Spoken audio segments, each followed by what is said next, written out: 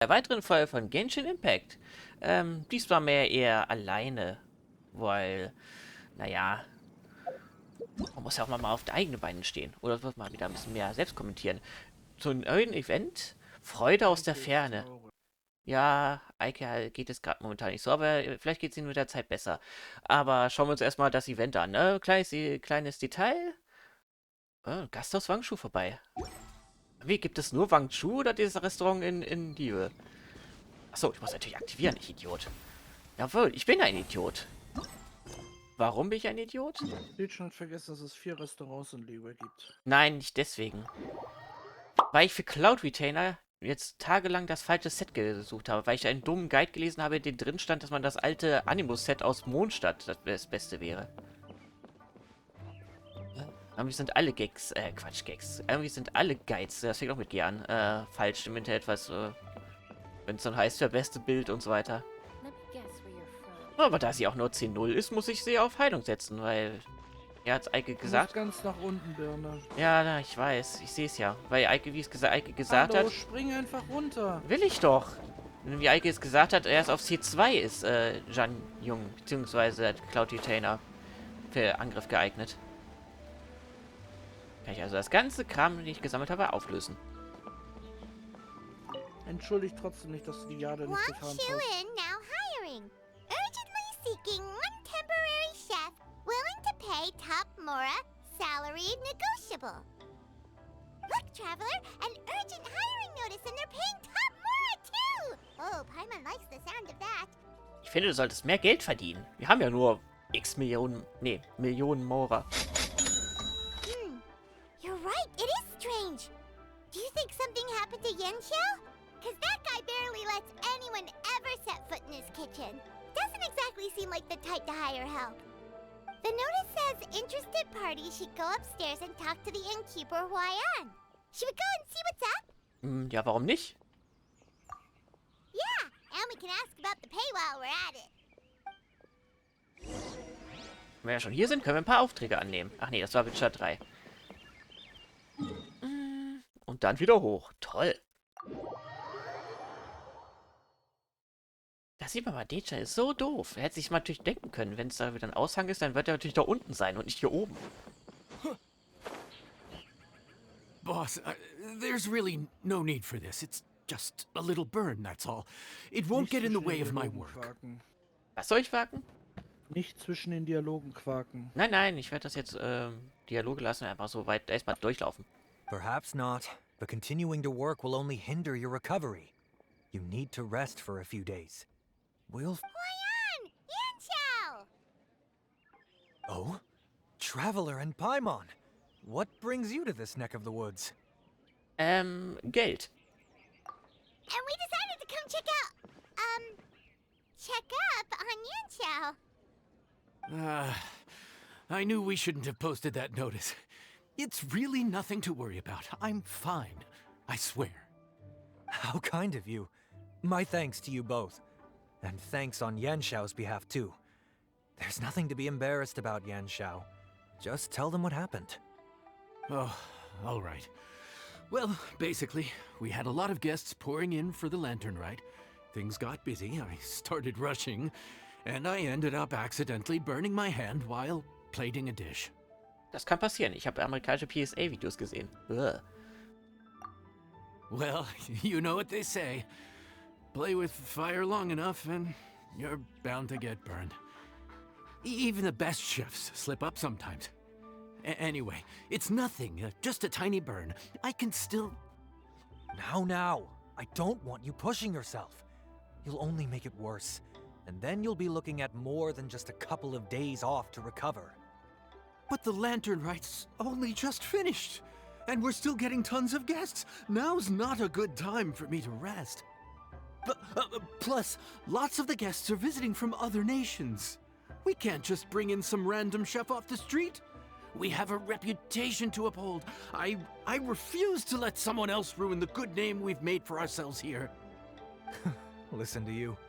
Anyone would think that you're the boss and not me. But he's not wrong. Yanshao was one of the favorites in the Masterful Chefs tournament. No matter how you look at it, His are big boots to fill. I don't mean to boast, but any chef of my caliber probably has their own restaurant to look after. It's not going to be easy to find someone who's got the skills and has the time to help us out. Looks like we might have to increase the pay we're offering even further. Do we know anyone that's a good chef and has the time to help out? Tja, wer könnte das wohl sein? Hm? Oh, of course, you! Oh, right. Yes. Now I think about it, I do recall hearing good things about your cooking ability. I suppose I'd added you to my mental list of people who can hold their own in a combat situation, but forgot you can cook. Why are you even keeping a mental list of people who can fight? Maybe a story for another time. More importantly, I'm sure Yanshao would be comfortable leaving his kitchen in your hands, if anyone's. What do you think, Yanshao? Well, since it's you, I suppose that's better than anyone else. What do you think, Traveler? Should we do it? Wer hätte gedacht, dass Gelegenheit mal eine Küche verlassen würde? I should warn you that cooking for customers is quite a different ballgame from cooking for yourself, so I'll stick around the kitchen over the next few days to help smooth things over. Oh, so he's not leaving the kitchen after all? I believe there's some spare kitchenware here at the inn. Boss, would you mind? Of course, of course. I'll take care of it.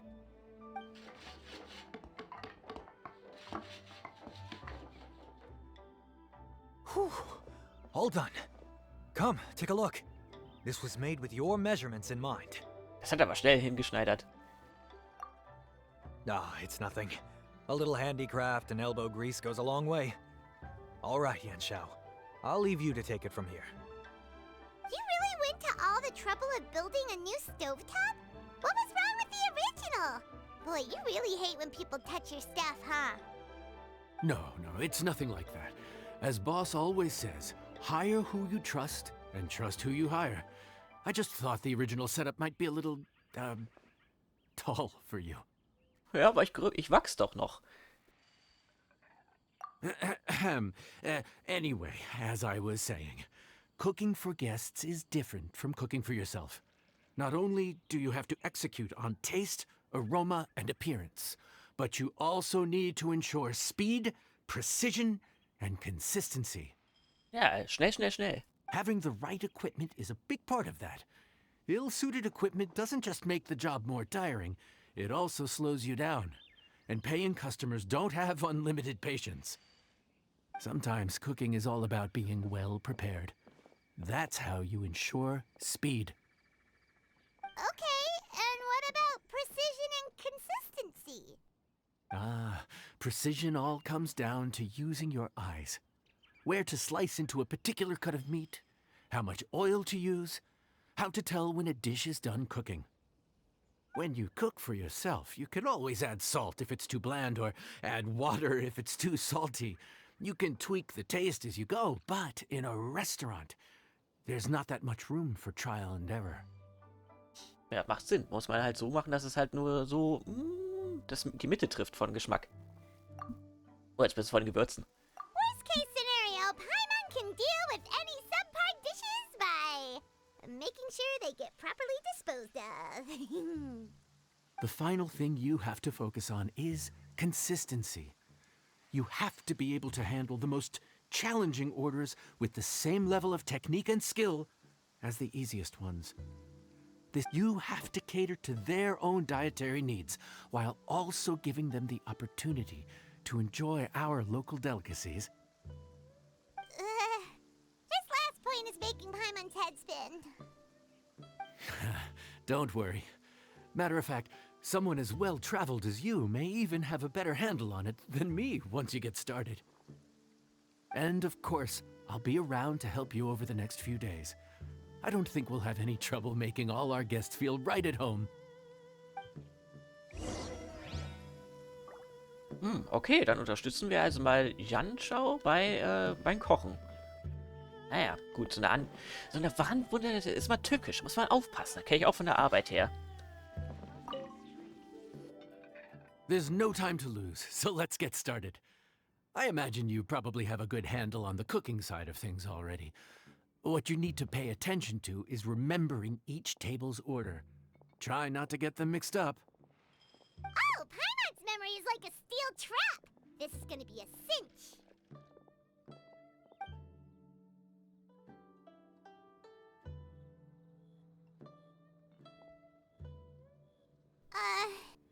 Which ticket are we on again? Table 1 was onions, but no chilies. Table 2 was chilies, but no onions. And table 3 was, table 3 was chilies, but hold the chilies? Es gibt da so eine kleine Erfindung, die nennt sich Notizblock. Was Paimon just sleep floating?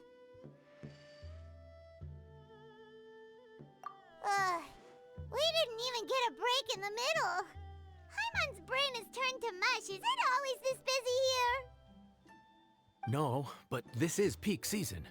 You both did a mighty fine job for your first time serving guests at the inn. Luckily, all our customers were familiar faces this time around, so we didn't get any strange requests. Otherwise, today would have been even more challenging. No strange request? Someone asked for almond tofu drizzled in soy sauce. Even Paimon has never tried that combination. Das klingt interessant. It's a wide world out there. People have all kinds of different tastes. Being able to cater to all is the real essence of Liyue cuisine. Also, the thing about requests is that they're usually very specific. So as long as you do what they asked, you're unlikely to have any issues. What's really tricky is when guests give you free rein to do anything you want. Excuse me. Are you still open by any chance? Oh nein, die Tür kann reden. Paimon knows that voice. Let's go check it out. What should we do? It doesn't look like anyone's here. If only we'd gotten here a bit sooner. Warum kommen die so einen langen Weg von Fontaine hier runter? It's all right. If we start building a campfire now, we'll be eating before too long. Right. Besides, if anyone's to blame, it's Linny. So busy being a greedy culture vulture that he lost track of time. Linny, Lynette, Fremine, it is you! Ja, offensichtlich. Paimon? So, is the traveler here?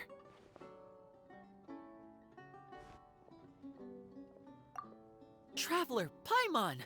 What a nice surprise! Paimon was gonna say the same thing. We're just lending a helping hand at the inn. Richtet den dreien, was Sache ist. Ah, Anyway, so that's how we ended up here. But what about you guys? Don't tell us. Father sent you on another mission? No, quite the opposite, actually. We're in Liyue on vacation, and while we're here, I thought a cultural tour might be in order.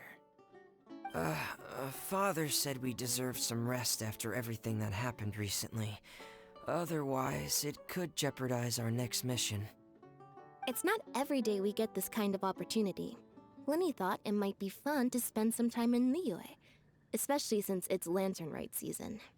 da kommt aber ein bisschen spät. We could hardly pass up the opportunity to watch a Liyue-style magic show. Although, I think they call it conjuring here. In our time here, we've seen conjuring tricks incorporated into a Liyue opera show, and even a wushu dance. It was amazing. Conjuring bedeutet Tricks? Das sollte man nochmal nachschlagen. So, we decided to stay here for a few more days to see what other forms of inspiration this land might have in store for us.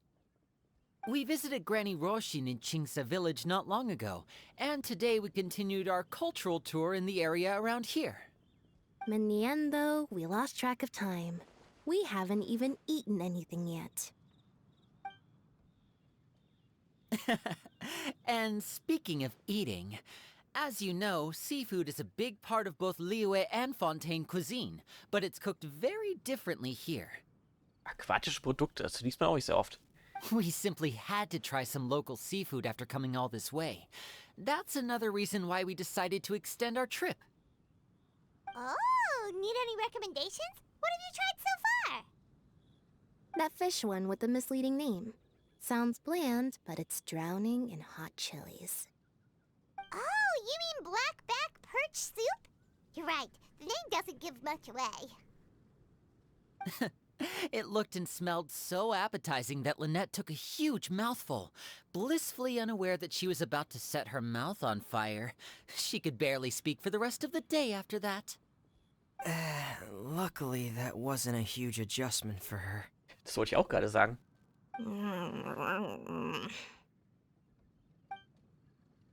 Plötzlich gibt Lynette einen übertriebenen Laut von sich. Was könnte das sein? What? Aren't you guys hungry too? Lynette bekommt diesen Monat einen Yes, Comic von a little. Kinkimation. Oh ja, das wird bestimmt super.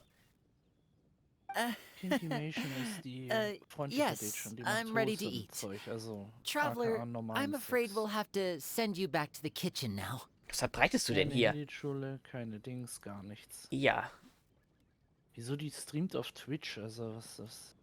jeder streamt doch auf Twitch. Ja, aber ich wollte nur sagen, dass sie YouTube macht und auf Twitch streamt. Kinkimation. Ja, und das Dass scharfe sie- Zeug, dass das sie kommt in Pornos den... ma- Dass sie Pornos macht, ist eine andere Sache. Ja, das Aber kommt... ja, sie ist dafür verantwortlich, dass Genshin-Charaktere noch normal was miteinander machen und eben nicht, sich verstümmeln. ja. Genau. Aber sie zeichnet ihre Typen immer gleich, also die Gleiche haben immer einen Körper. 20 Ja, cm Schwengel und natürlich.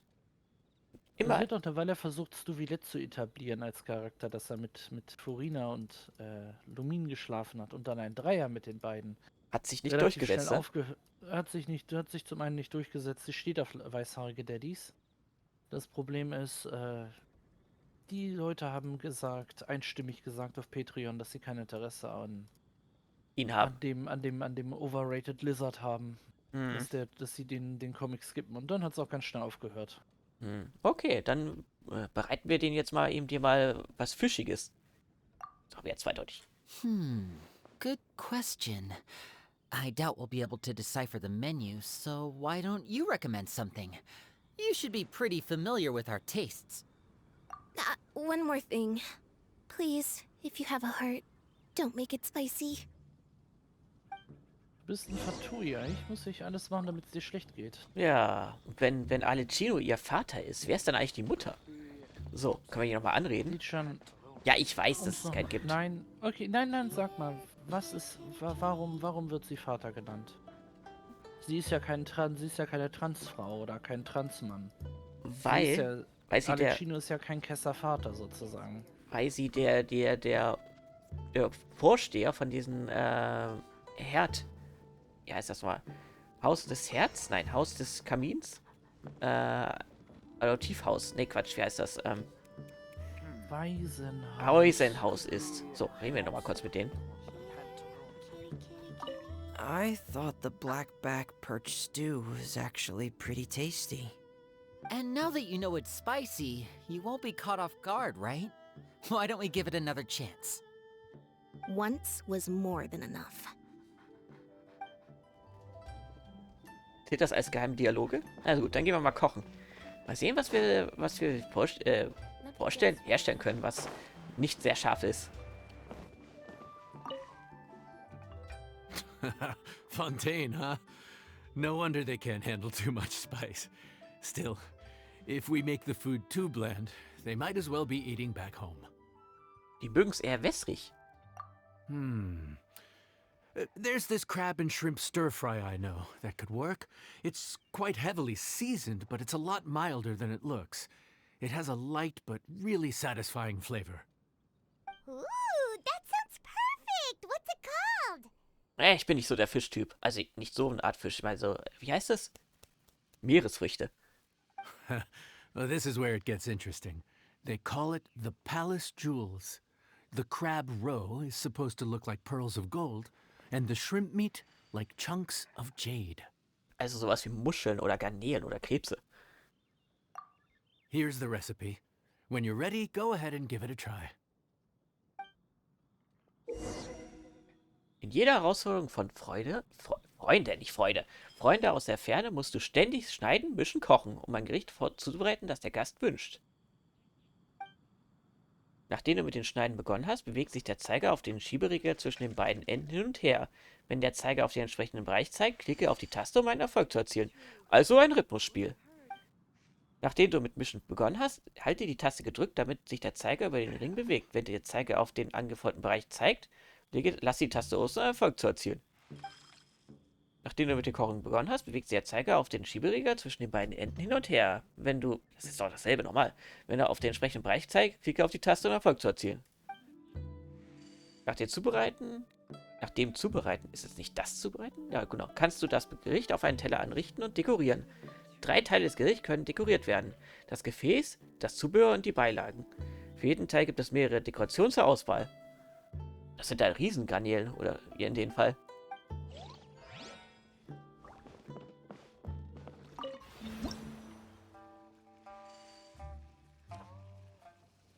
Reichtum im Überfluss. Oh, Garnelenfleisch, Krebsroggen mit Salz und Goldfischkraut. Soll ich das jetzt auch alles vorlesen, Eike? Ja. Okay. Dann wird das wieder ein bisschen länger. Ein frisches, schmackhaftes Gericht aus Garnelenfleisch und Krebsrogen. Nicht Roggen. Verfeinert mit Salz und Goldfischkraut. Wie schmeckt Goldfischkraut eigentlich? Es gibt doch zu hier wurde schon mal in echt nachgekocht. Die Leute pflegen zu sagen, Rogen goldener als Gold, Garnelenfleisch wie Jahre. Dieses Gericht eignet sich vor allem, die ein mildes Aroma bevorzugen und die den reinen Geschmack von Meeresfrüchten genießen möchten. Jemand sagte einmal, Garnele auf Krebs, Frische auf Frische? Nee, was? Frische auf Frische? Welch vollmündiger Geschmack. Die Zartheit der Garnelen und die Klebrigkeit des Krebses sorgen für die Frische und den großartigen Geschmack. Der Krebsrogen scheint heller als Gold und die Garnelen glänzen wie Jade. Das nämlich Reichtum im Überfluss. Ja, voll auf den Teller.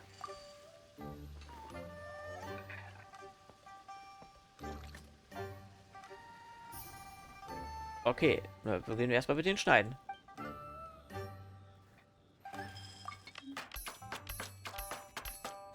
So geht das einfach mit der... vertippt. Dann geht das mit der Leertaste.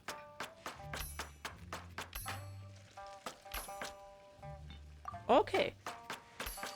Das könnte man theoretisch auch mit einem Donkey Konga Controller spielen. Zerkleinert und Garnelen ohne Schwanz. So wie es sein muss. Und jetzt mischen. Gedrückt halten und richtig Mund loslassen. Okay.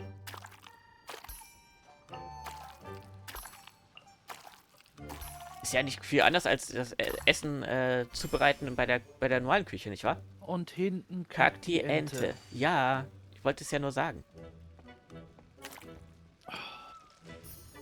Diese Animation ist übrigens immer gleich.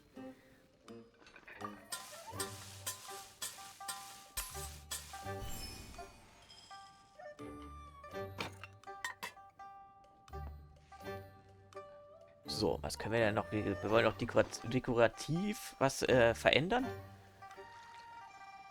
Ja, wenn du eine gute Bewertung willst, mach das. Ja, was hat das wie weit hat das denn Auswirkungen? Stabiles Gleichgewicht.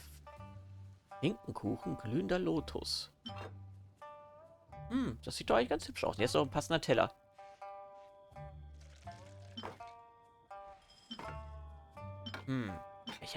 Welcher packst du optisch? Ich würde sagen, der hier. So, Der zweite. Der zweite? Und das Zubehör ist aber richtig mit der reinen Jade, oder? Ihr müsst nicht wissen, Eike hat das nicht schon längst gespielt. Ist natürlich klar, es läuft ja schon etwas länger, das Event. Seit 2 Wochen läuft das Event. Ja. Da war Lantern Ride noch an, als das an war. Okay. Und das Ich finde heraus, du hast diese Suppenkelle dir geholt. Nein, ich habe mir nicht die Suppenkelle, die man einfach in die Kanne stellt, geholt von Stubilett. Danke. Sagen den Namen von diesem ekligen Eidechse nicht. Ja, vor allem, was ist denn das überhaupt für eine Belohnung? Eine Kelle.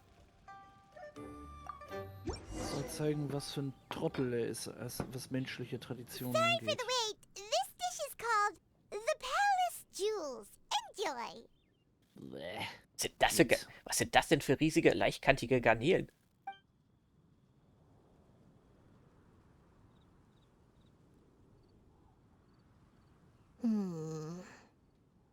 Kein Fan. Geht mir auch so. Ja. Ah, yes. We meant to say, you two must be tired after a long day of work. Do you want to eat with us?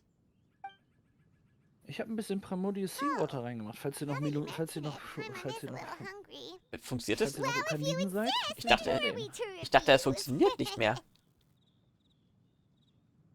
Die könnten. Tut es auch nicht. Ja, ich dachte, die könnten diese spezielle, etwas salzige Front da jetzt einfach trinken. Oh, ich würde die Melusine so gern right, of auslöschen course. und dann You're das still a Gesicht von dem customer. Eidechsenwichser sehen. Why aren't you eating? The sauce looks a little overpowering. Nicht nur die Soße.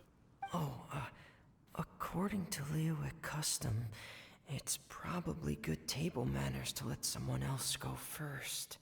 Jetzt will keiner anfangen.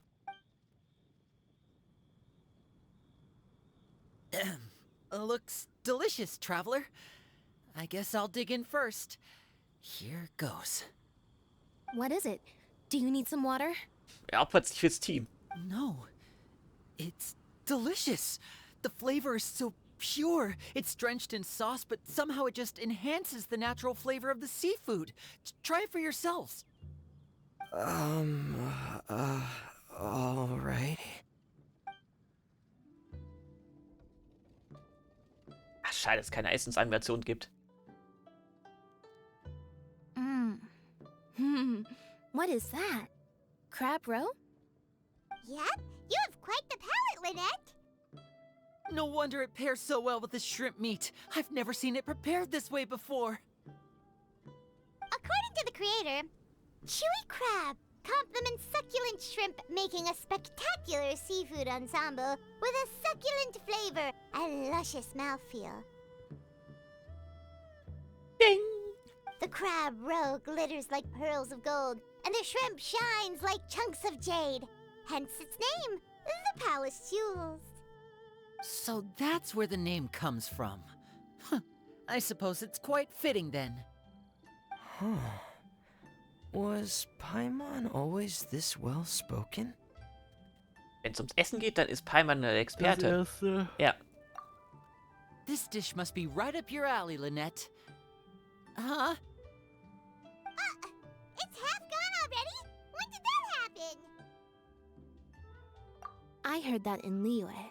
The biggest compliment you can pay to the chef is to leave a clean plate. It's delicious. Thank you ever so much. Wer hätte gedacht, dass so viele Garnelen in so einen kleinen Körper passen? Wait, don't fight over it! Hey, leave some for Paimon!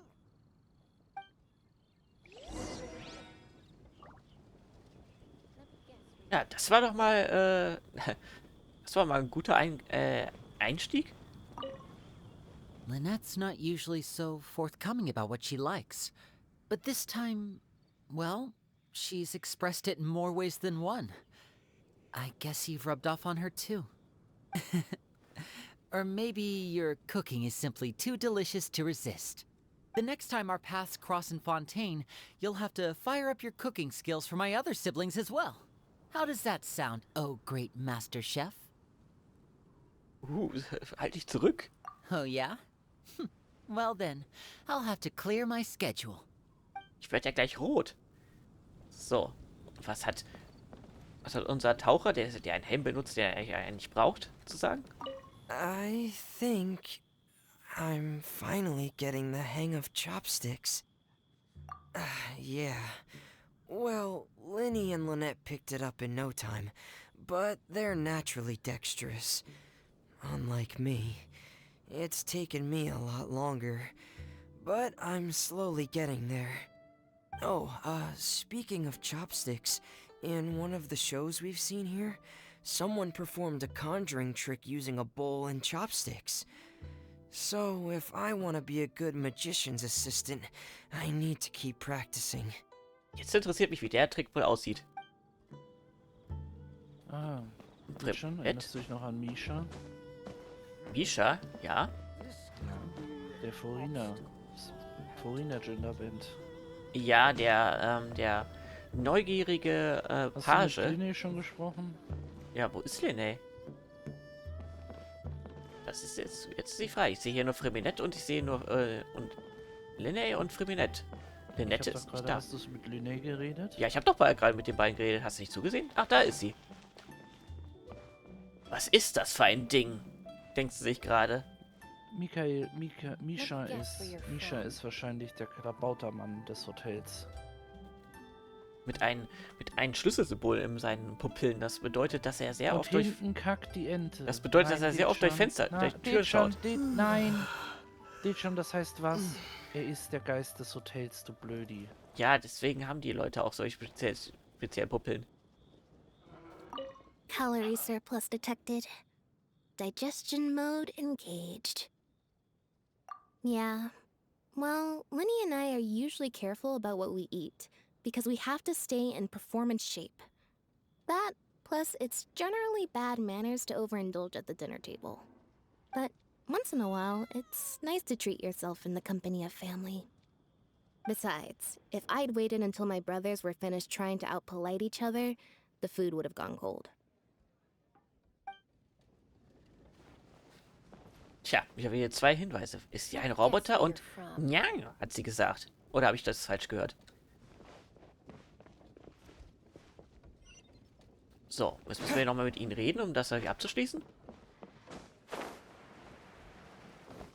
Was war das gerade? So your friends like the dish, huh? Well done. Not bad at all for your first day on the job. There'll be more to come, so keep it up. Reicht den Überfluss. Ach, wie nett. Dann können wir uns jetzt auch einen Garnelenberg machen. Aber das sehen wir dann jetzt am 2. Tag.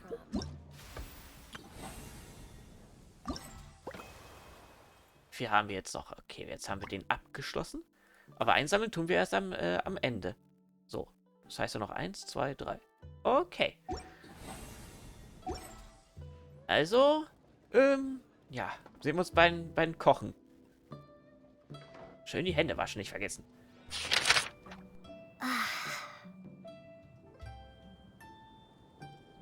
Lassen wir uns die frische Brise wehen. Okay, hallo Leute, willkommen bei Tag 2, zusammen mit Eike. Hallo Eike.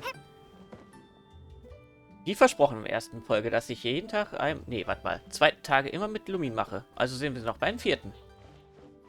So, dann sprechen wir erstmal Janschau.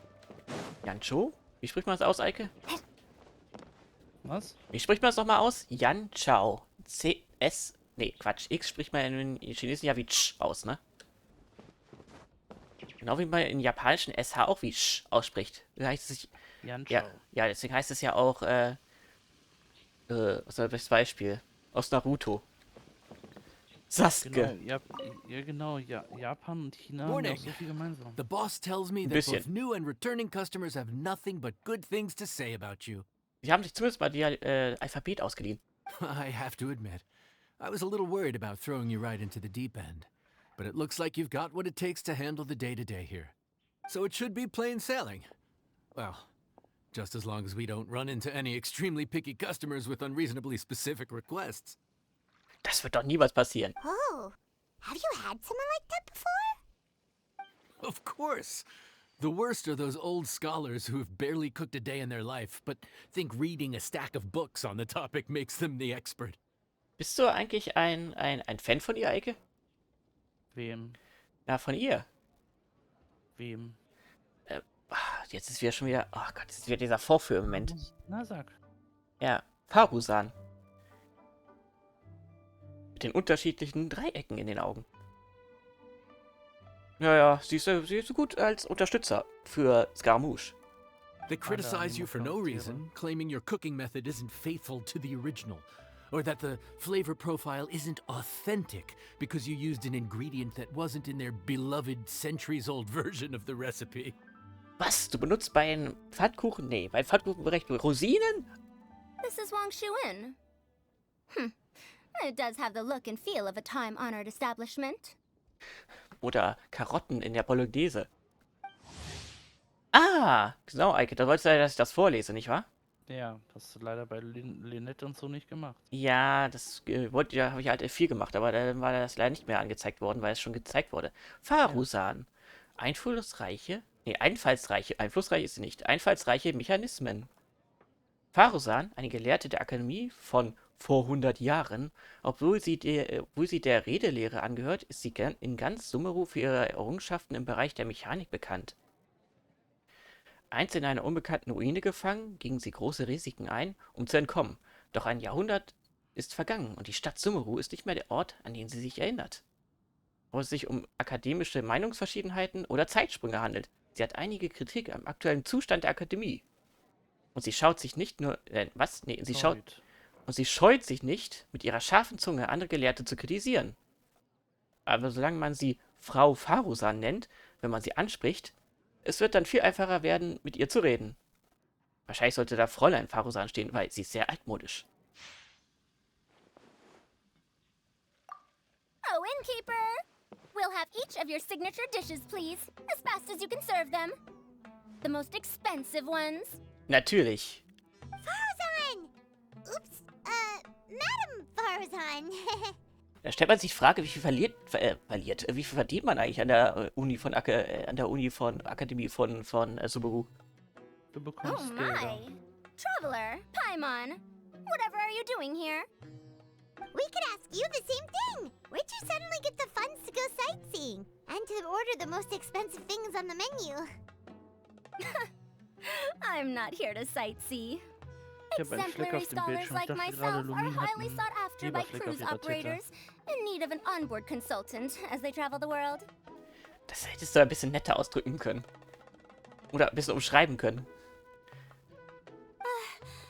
Yeah! Madam Farzan, please, slow down.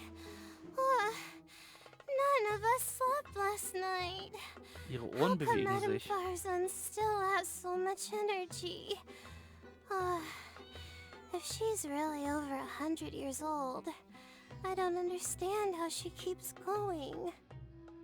Naja, sie hat sich gut gehalten. Ich frage mich, zu welcher Rasse sie gehört. Sie kann kein reiner Mensch sein. Meinst du wegen den spitzen Ohren? Klee hat solche Ohren. Die Mutter von Klee hat wahrscheinlich solche Ohren. Nicht nur wahrscheinlich, sie hat solche Ohren. Ja. Was Eventi ganz klar Elfenohren genannt hat. Zu Aber welcher Familie gehört sie? Ist ja. sie auch eine Elfe? Das hat sich niemand je gefragt. Aber die Leute da fragen ja auch Paimon nicht. Nicht wahr? Was ist das denn? Egal. Und ich finde es übrigens ganz nett, dass sie hier auch so extra so, was ist das? Ohrstecker hat? Bestimmte Form von Ohrring in dem Fall. Layla, verträumter Abendstern. Layla. Layla, nicht Layla. Was? Achso, ich dachte jetzt, hä? Das ist abgeschnitten. Layla, eine Studentin. Immer noch falsch. Layla. Layla. Wie I. Es ist ja wie damals mit, du weißt schon, ich war Jelan. Eine Studentin im Ritter war. Wie spricht man das aus? Kannst du das, Eike? Ratavist. Okay, so muss man es aussprechen.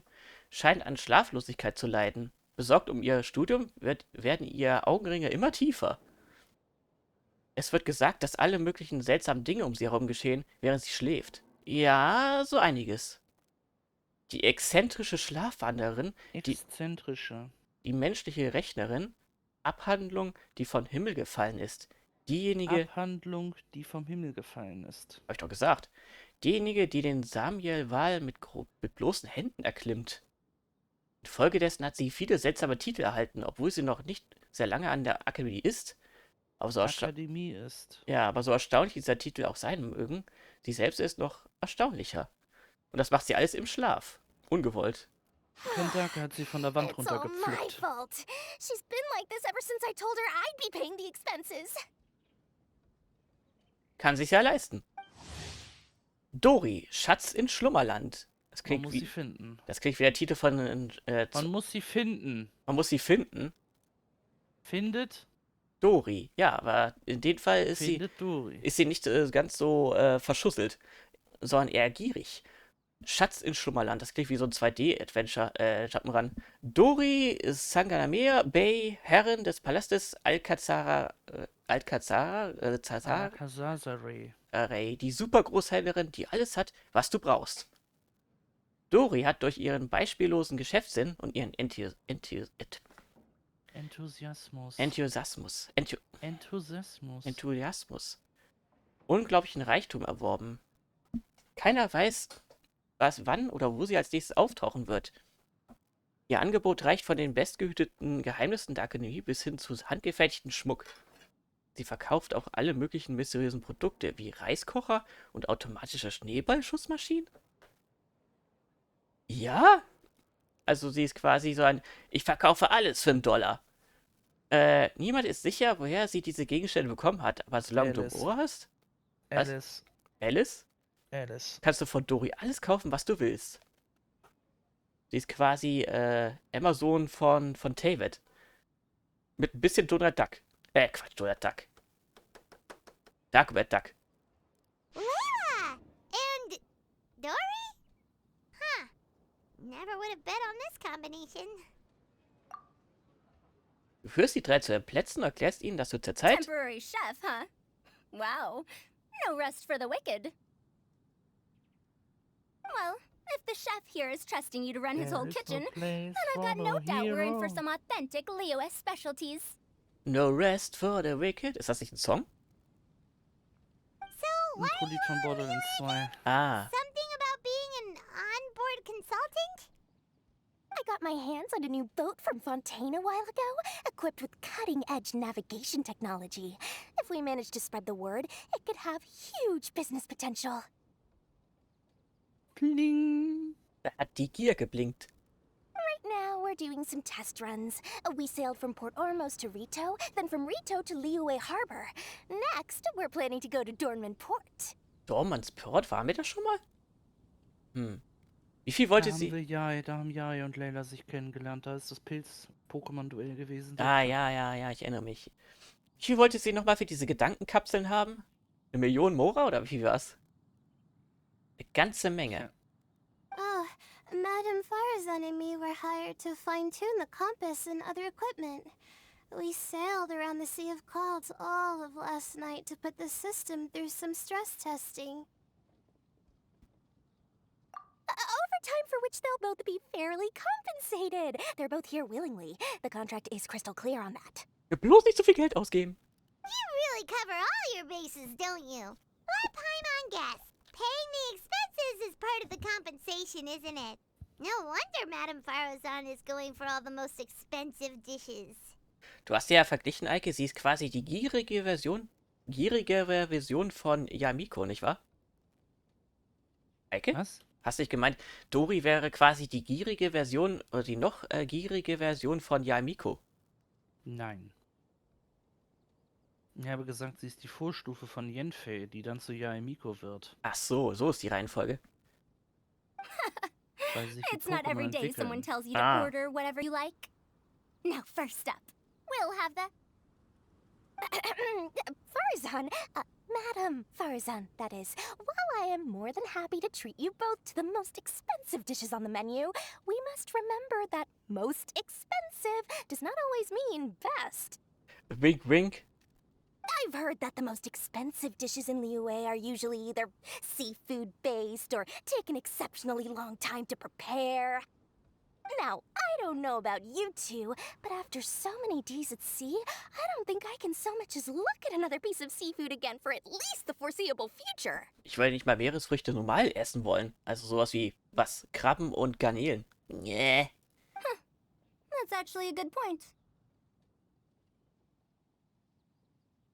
Not to mention that poor Layla here looks like she's about to faint from hunger.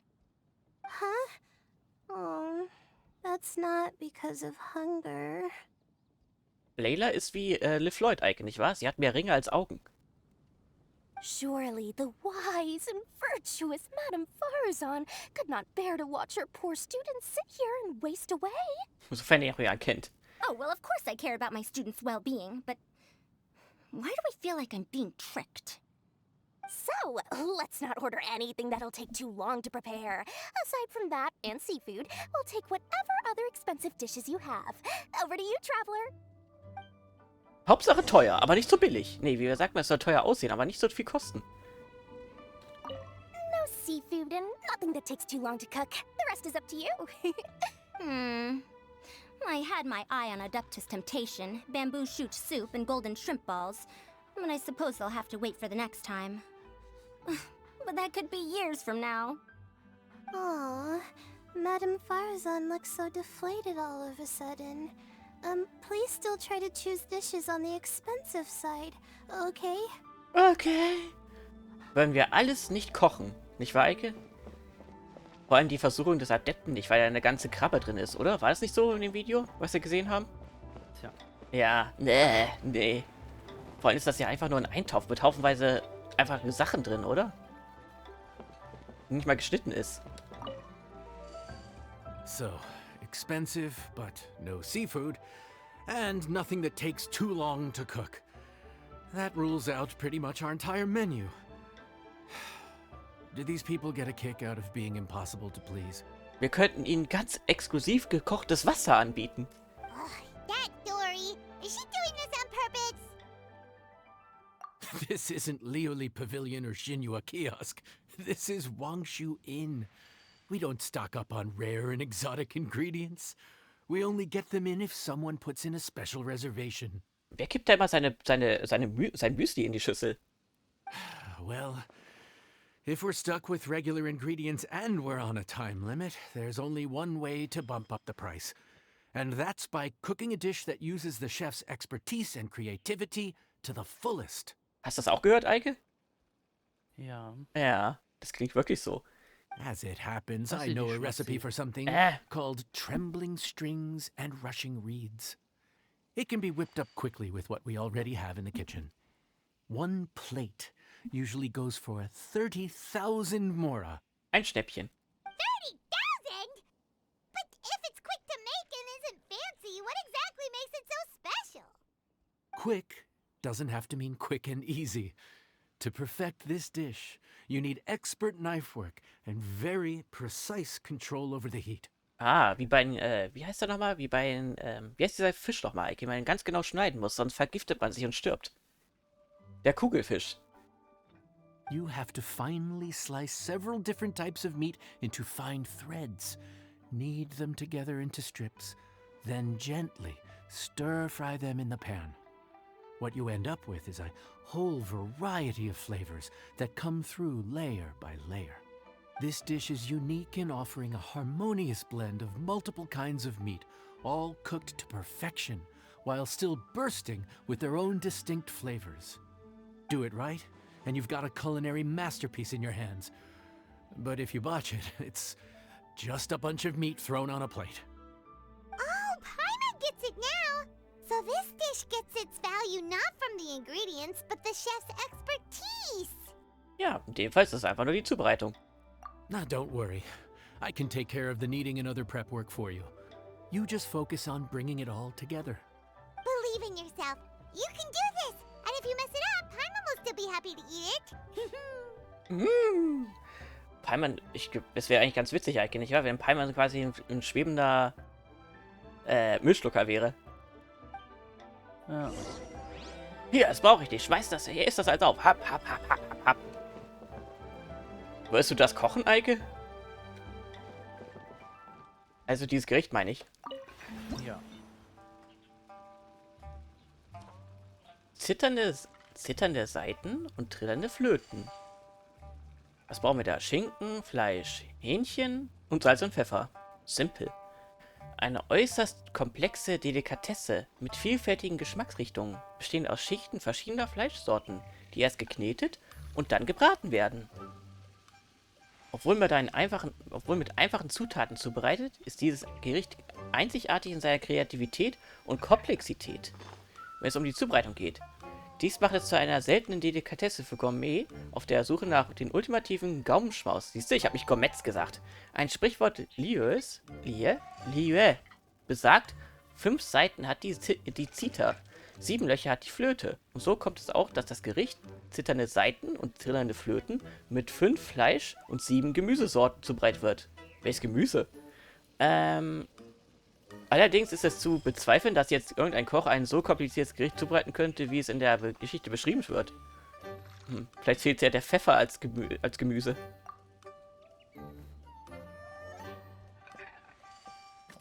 Ich meine, der wächst ja auch. Okay, wir kennen es ja bereits. Die Leertaste ist bereit. Und Schinken. Einmal. Einfach nur wegen des Gesichtsausdrucks. Gesichtsausdruck.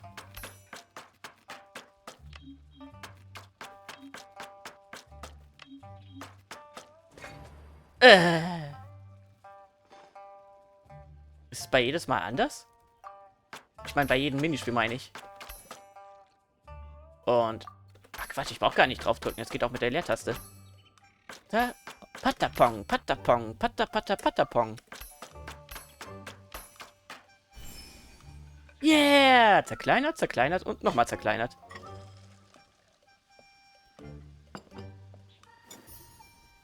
Ach, jetzt sehe ich erst, dass Lumin so Halbhandschuhe trägt.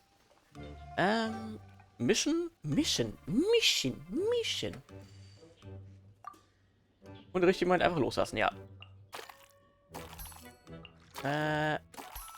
Verkacken, Eike, oder nicht? Nur ein. Nein, nicht. Nee, Nur nee. einmal. Okay, einmal reicht. Oh, das war knapp.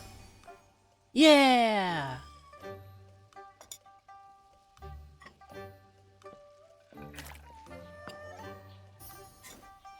Und kochen.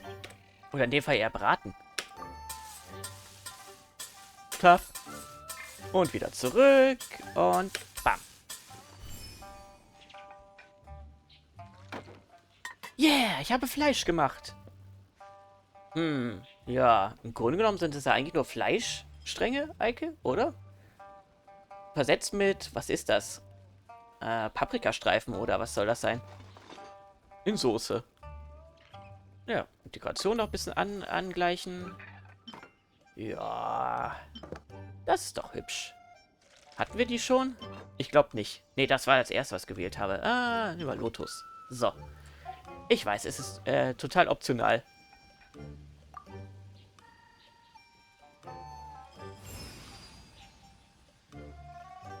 Und fertig. Food's ready. Please enjoy. Was für eine dramatische Kamerafahrt. Ooh, smells delightful. Oh, we meant to ask, have you two eaten breakfast yet? If not, why don't you join us at the table? Did Dory just offer us a free meal? When did she become so generous? Hä? Let's not forget that the biggest business deals are always settled over a meal. Come on, sit down and join us. Everyone dig in. Warum wundert mich eigentlich wohl noch in die Untertitel? Egal. This dish looks simple enough, and I did my research, so surely it can't cost all that much. Worst case scenario, maybe 10,000 mora? This dish had better be worth working overtime all night for. Well, traveler, this is the moment of truth. Oh, so tired. So sleepy. I just want to eat up and get to bed. Ich frage mich, was man im Kopf von anderen Charakteren hören würde, Eike, oder? Wie zum Beispiel Aratake Ito. Wahrscheinlich ja oder ich. Miau, miau, miau, miau, miau, miau, miau, miau, miau. Ja, ich weiß, dass du meine Gedanken hören kannst, Traveler. Nicht so viel Quaken zwischen den Dialogen. Is this foul? Oh, wait. No, the texture is more like shroom boar. There's a different flavor in every bite. And the discerning palate might detect a hint of something smoked, too. Quite marvelous. How is this made? Schinken? Achso, ja, wir haben ja Schinken reingepackt. Ham? but I don't see any ham anywhere. Oh. Haha, so you've noticed. Yep, every single strip is needed from several different kinds of meat. Paimon and Yanxiao put in a lot of effort to make it just right. Ihre kleinen Hände. So I'm not an expert or anything, but don't different meats have different cooking times? How is everything in this dish cooked to perfection? Wir haben es gemacht mit Magie und Liebe. Und ein Hauch LSD. Nein, Quatsch, das war ein Anspiel auf Simpson, falls das jemand nicht missverstehen. Well, you see, that's a trade secret. Wow. So this dish really is one of a kind. That makes the whole trip worth it. By the way, does this special dish have a name? Ah, Paimon forgot to mention that part. The dish is called Trembling Strings and Rushing Reeds, alluding to the way that the different threads of meat are woven together. And also, The complex layers of flavor, yes? Akin to the harmonies of a musical ensemble? Ja, genau wie einzelne Töne ein Musikstück ergeben. The name, if I'm not mistaken, is a Liyue idiom that evokes a vigorous orchestral performance featuring both stringed and wind instruments playing together. Quite an apt name for this dish. how did you know all that? Every student has to master at least 20 languages before they graduate. Wait, is that not a requirement anymore? Naja, wenn man was war es nochmal? Redelehre studieren möchte, ja. That used to be a thing? Da hätte sie I almost absolut keinen forgot Bock that you're drauf. also from Da hat niemand Harabika. Bock drauf. So, anyway, how much does this dish cost? Oh, don't worry, not too much. That'll be 30,000 more, please and thank you. Sieht aus wie so ein Comic-Charakter, Eike, ne? Mir ist ja auch gefallen, wenn die kleinen Charaktere immer sich nervös sind, machen sie immer diese Bewegung so. Oder sich irgendwie schämen, nicht wahr? 30,000? About that, Paimon, traveler, I merely invited you to join us at the table, did I not? I don't believe I committed to paying for you. So, perhaps we could split the bill accordingly? Wink, wink. Oh, Paimon knew it was too good to be true. Sind das für uns kein großer Beitrag? Ah, nein, für sie eher in dem Fall. Oder wollen wir 20% Rabatt geben, Eike? Nein, Nee, keine so, 20%. nee, das kannst du schon selbst bezahlen. Ich meine, sie hat einen eigenen Palast. Das erste. Yeah, as a famous merchant, you've got a reputation to uphold. Das ist die Rotierkutsche dafür, dass sie uns 1 Million Mora abnehmen wollte für die Teile. But every single mora matters, you know? Ach nee, das kommt ja noch. All right. I'll just consider that the cost of learning about this dish. Once I'm back in Sumeru, I'll be sure to find someone to help me recreate the dish. And then I'll make it all back. Sie denkt immer an Profit, Eike, was? Ja, Ja, wie kann ich das verkaufen, dieses Fleischgewebe? dann rede.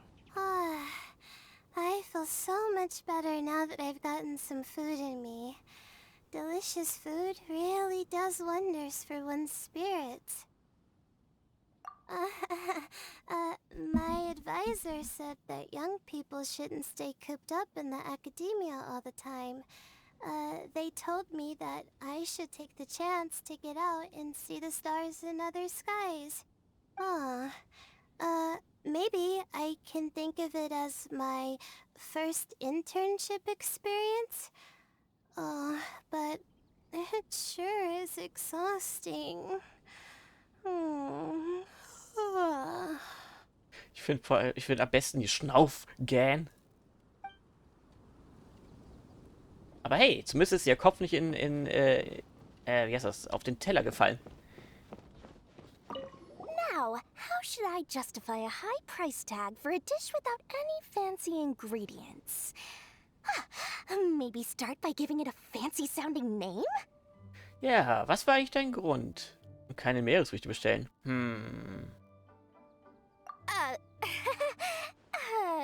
I should have known you'd see through me. Everyone was exhausted and seasick when I made the offer last night, so I figured they probably wouldn't be able to eat all that much today. Well, you saw how that turned out. Ah, Lensflare, wie heißt der Typ nochmal? I tried placing some limitations on the order to keep costs under control, but you still found a way around my schemes. That's what I get for not thoroughly researching the market beforehand. Ja, J.J. Abrams, genau, Star Trek. Hey, you're not even paying those too much of a salary. Just treat them fairly next time and don't be so stingy. Ja, da hat sie eigentlich recht, Eike, Das oder? sollte man zu dem Creative Director von Genshin Impact sagen. Genau das. Aber nur von Genshin Impact, nicht von Honkai Star Rail. Komischerweise. Und Honkai 3, ja. Wäre der Typ in Controller bei Genshin, würden wir wahrscheinlich jedes Update 10 Puls kriegen und so eine Scheiße. Und zum dritten Jahresteil Gibt es ein bisschen was? von Genshin wahrscheinlich ein Free 5-Star. Well, yeah, but that's why Paimon's qualified to talk about this. Jetzt müsste ich sie eigentlich nochmal das zweite fragen, oder kommt da dieselbe Antwort raus, Eike? Mach, was du willst. Nun gucken wir mal. Wow, Bla, bla, bla, bla, bla, how should bla. I justify a high-priced, I should have known you'd see through. Ja. Everyone Bla, bla, bla, bla, tried bla. placing Hey, you're not even paying those too much of a... Well, Achso, okay, ist bei euch das gleiche. Okay, ich wollte nur sicher gehen, weil, wenn das Event weg ist oder vorbei ist, dann können wir das ja nicht mehr nachholen. Außer in YouTube-Videos von Leuten, die das vielleicht die andere gewählt haben. Even though I didn't get to try Adeptus Temptation or Bamboo Shoot Soup, this trembling strings and rushing reeds was still quite impressive. Thank you for making it. Well, about that, even though newfangled contraptions are hardly my cup of tea, Dora's offer was quite enticing. She said that every time we stopped at a new harbor, I'd be free to go and pick out some ancient books at the market and bring them back to Sumeru. I couldn't resist an offer like that. So I offered to join for the lowest possible pay to undercut all my Kasharawar competitors. Ihr rockert mich an so einer Mosaiklampe, die wir mal hatten. Das erzählst du immer, wenn du sie siehst. Wirklich? Naja, ja. Wenn jemand bezahlt, dann nimmst du es wahr. In dem Fall. Ich meine, was sind schon schlappe 30.000? We're off to a good start this morning. Keep up the good work. I'm counting on you. Das lese ich nicht vor. Es geht immer viel zu schnell. Und wieder das nächste Rezept. Schinken? Was für ein Schinken? Achso, ist das natürlich Mission? So, gehen wir mal ab. Cool. Ah! Was ist das denn? Was? Er kann teleportieren. Ja, plötzlich ist er da. Okay, gut, dann auf zum dritten Tag. Und dann sehen wir uns erstmal hier mit Lumin. Hallo Hund. Wir beim vierten Tag. Yay. Yay. Ich wette, das Harz ist voll. Nein, alles schon verbraucht vorher. Du hast kein Heilfutter in deinem Beutel. Ach so, warte mal. Mal gucken, habe ich nicht Neues? Oder muss ich nachkochen? Rettichsuppe.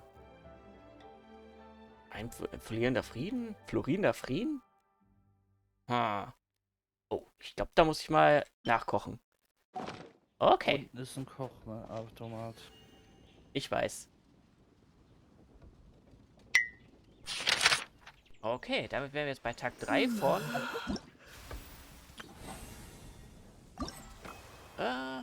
4. Okay. Mal sehen, welche Truppe diesmal auftauchen wird. Ich habe so vermutet, dass es wieder 3 sein werden.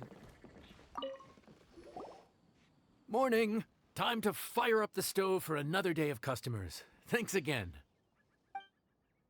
Mit einigen Tagen der Vorher sind Erfahrung... Ayatoite und Cookie. Great Ach, du spoilerst auch. work. Well, you're looking more like a head chef every day. Und Ayato will Whatever crazy characters come walking through that door, verkaufen, weil die I beiden know haben you'll be Geschäfte able in to dem letzten handle Event them. gemacht. Solltest vielleicht nicht in den Dialog reinquatschen, dann würden wir mich besser verstehen. Ayato kommt jetzt in... Every time Ja, you say something like that, you jinx it! Da habe ich extra gewartet. Ja, Ayato kommt. Ayato kommt in jeder Region jetzt wahrscheinlich, in jedem Event jetzt vor jeder Region, um Wege für Stuvilett zu machen, weil die beiden jetzt Geschäfte machen, den jeweiligen Arkon des Landes zu verkaufen. Dieser blöde Drecksack. Das wollte ich schon sagen. Ja, habe mir schon gedacht, dass das so sein wird, um den zu etablieren. Hallo, ich bin auch noch da. Hey, Jetzt that's machen die not beiden true. Geschäfte. Anyway, I didn't mean Ich it hoffe, like that. Ayato stirbt. Import-Export, nicht wahr? Und währenddessen macht wir Chiori rum.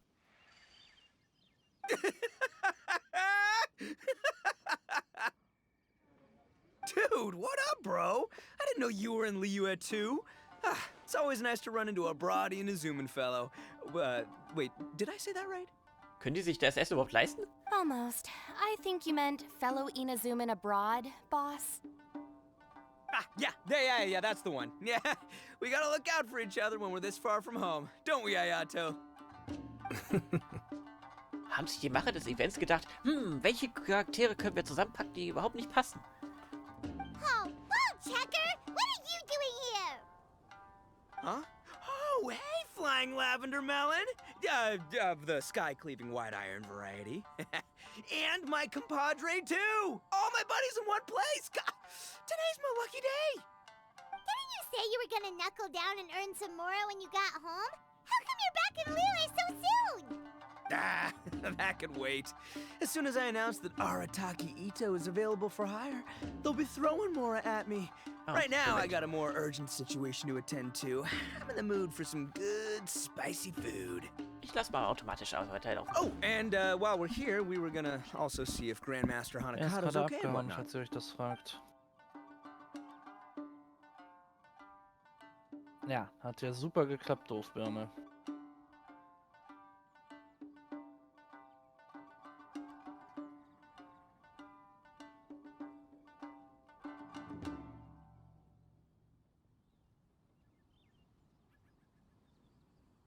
Ich werde übrigens nicht viel sagen, auch wenn er nicht da ist, weil er schneidet das sowieso raus.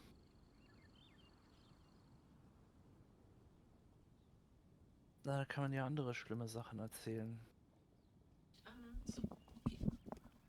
Und weiter. Hat Not nichts too long gebracht, ago, war genau in dem I heard a Satz zu rumor Ende. that someone was hosting an Onikabuto fighting contest in Liyue. Naturally, I came here as soon as I could. But, alas, it was too late. What? You missed it? Aw, man, what a bummer! Quite the bummer, indeed. Though all is not lost. Since you're here, you'll be able to tell me all about it. Sure thing, my man. But let's catch up over some food, huh? Where's the chef anyway? Hey, get the chef out here. I got compadres to feed. Der Synchronsprecher muss zumindest Spaß gehabt haben für die Rolle. Yeah, sure, me too. Wow, Bullchucker set up that one for us really nicely. Gotta give him some credit for that. Good one, compadre. You almost got me there. All right, well, get the chef out here.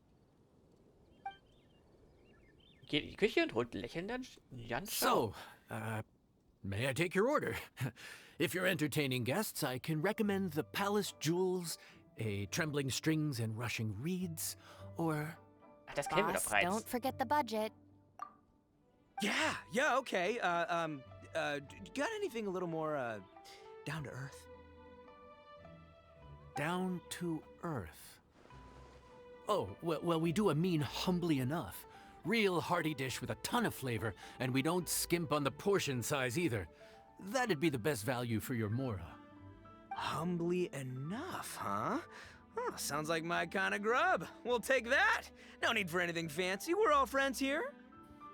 Excellent choice, Ito. I'm no fan of culinary ostentation either. Sometimes a bro just knows, Oh, ein Connoisseur. Oh, haha. Gott, ich A mag bro ihn just nicht. knows. Yes, a bro just knows. Bros don't suppose, 'cause bros just knows. Bros before... Ja, ihr wisst Bescheid. Is this for real? Ah, whatever. Paimon's leaving you guys to it. Hast du ihn schon...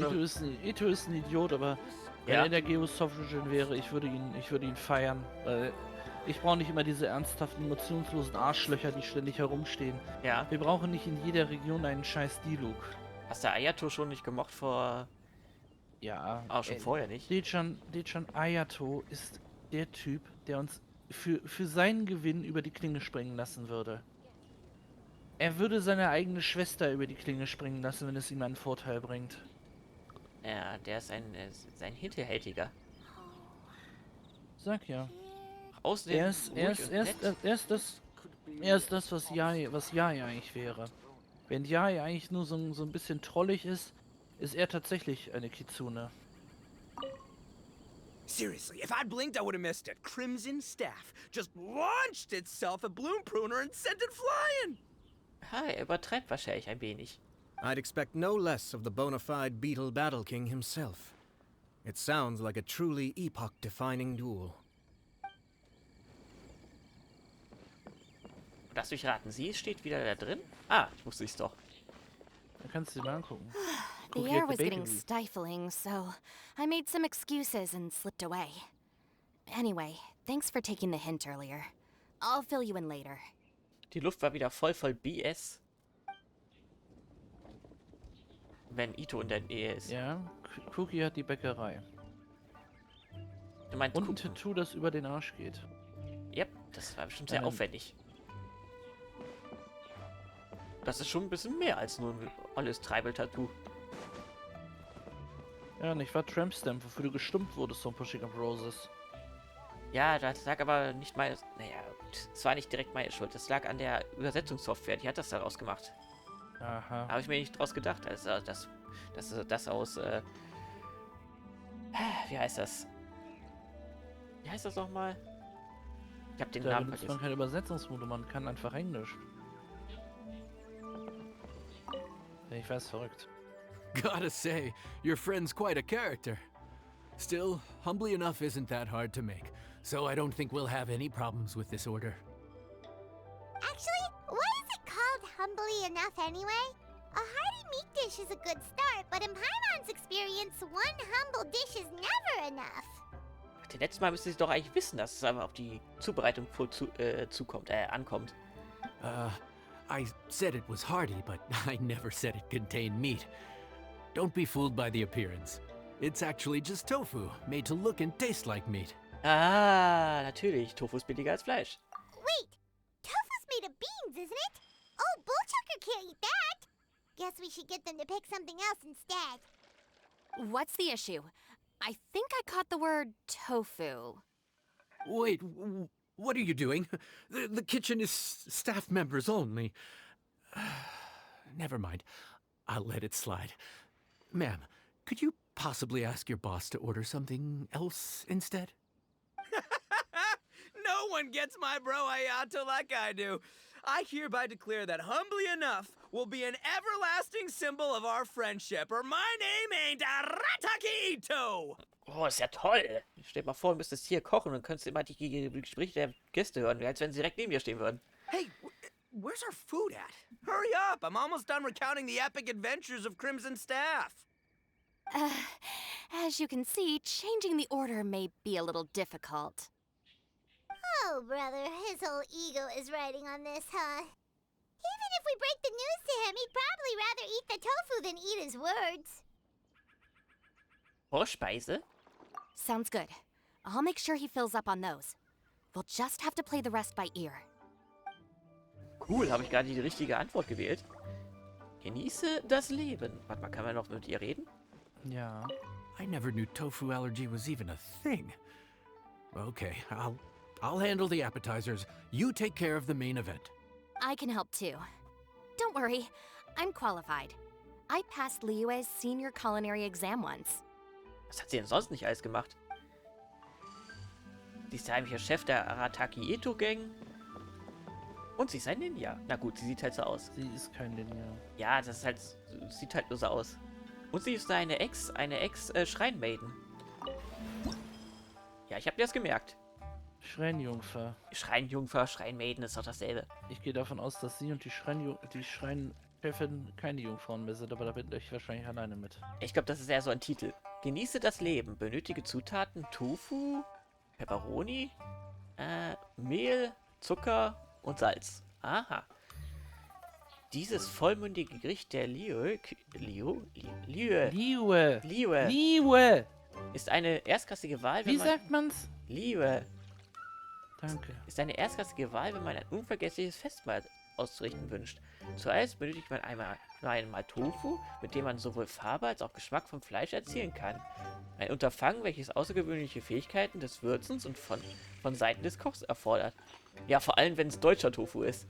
Der Legende nach richtete sich dieses Gericht einst an ältere Menschen, deren Zähne es leider nicht mehr ermöglichten, in den Genuss von Fleisch zu kommen.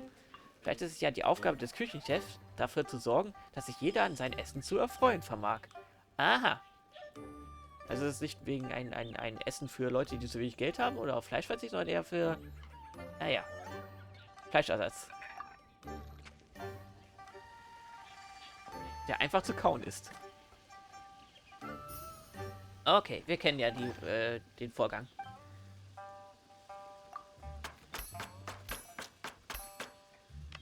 Was? Das war ein Bug.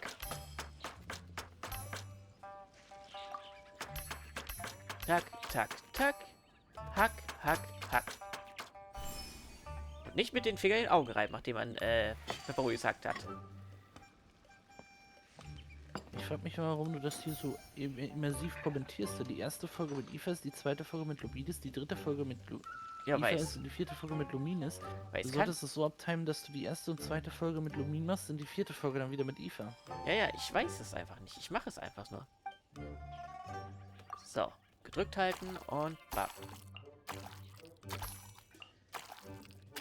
Passt. Fertig ist die Soße.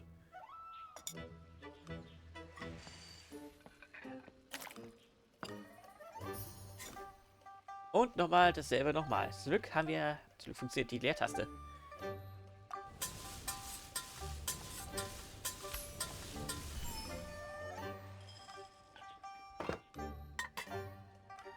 Obwohl, ich glaube, in dem Fall würde auch einfach nur eine Maustaste auch funktionieren. So, was haben wir dann da? Wie hieß das eben? Sehr viel Tofu. Ja. Stimmt ja, Eike, musst du es nochmal erklären. Tofu aus Japan ist deswegen besser, weil der Deutsche einfach nur ein Abklatsch ist. Oder wie war das? Das muss ich nicht besprechen. Das habe ich 500 Mal mit dir besprochen. Ja, ich war aber nicht im Video. Tja. So, nochmal, wechseln wir noch mal eben die Dekoration. Auch wenn es eher, wie sagt man, suboptional ist, oder wie heißt es?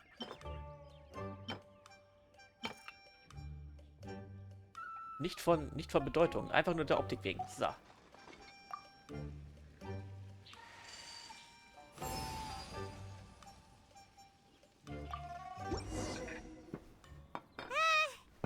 Food's here.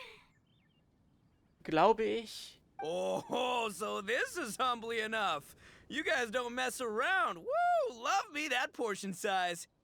Come on, compadre, grab a seat. We're all friends here, so don't hold back. I'm just gonna dig right in. Wir sind alle Freunde hier. Boss, we should respect the local customs. Here in Liyue, it's polite to let the guests eat first. Polite? Shinobu, I thought old-timey traditions weren't your style. Soll ich als erstes doch wirklich zugreifen? Huh? Are you kidding me, compadre? Oh, wait, I get it. The food smells so dang good, now everyone's dying to go first. Well, guess I only got my own good taste to blame. Go on, dive in. I'll wait till last. Schade, ich wollte sehen, wie er das risst und dann am Ende gleich direkt umfällt. Du, Paimon, Ayato und Shinobu bedienen sich? Verdammt. I see. Ich sollte das einfach gleich vorlesen. Finally, it's my turn. Woo-hoo! I spy a big chunk of deliciousness with my name on it. Wait! Don't. Huh? Wait, what is it now? Was das schon, Paimon? Oh. Okay, here goes. Anyway, so, Paimon forgot to tell you the really cool origin story of this dish. Origin story? Dude, who cares where it came from? We all know where it's going. Am I right? Down the gullet! So geht er nicht weiter auf Details ein. Skipping the origin story is like going traveling without a tour guide. Trust Paimon, you get way more out of the experience Paimon makes an astute observation. Much as every tea must be appreciated on its own terms, is it not a waste of the chef's goodwill to sample a dish without hearing its tale? My compadre's goodwill, huh? Oh, can't have that going to waste. All right then, give me the full story. I'm all ears. Ja, ich habe es zubereitet und gekocht und serviert. That's more like it. Let's start with the ingredients. Actually, no. Let's start with the story of Wangshu, which starts with the history of Dihua Marsh. Now's our chance, traveler.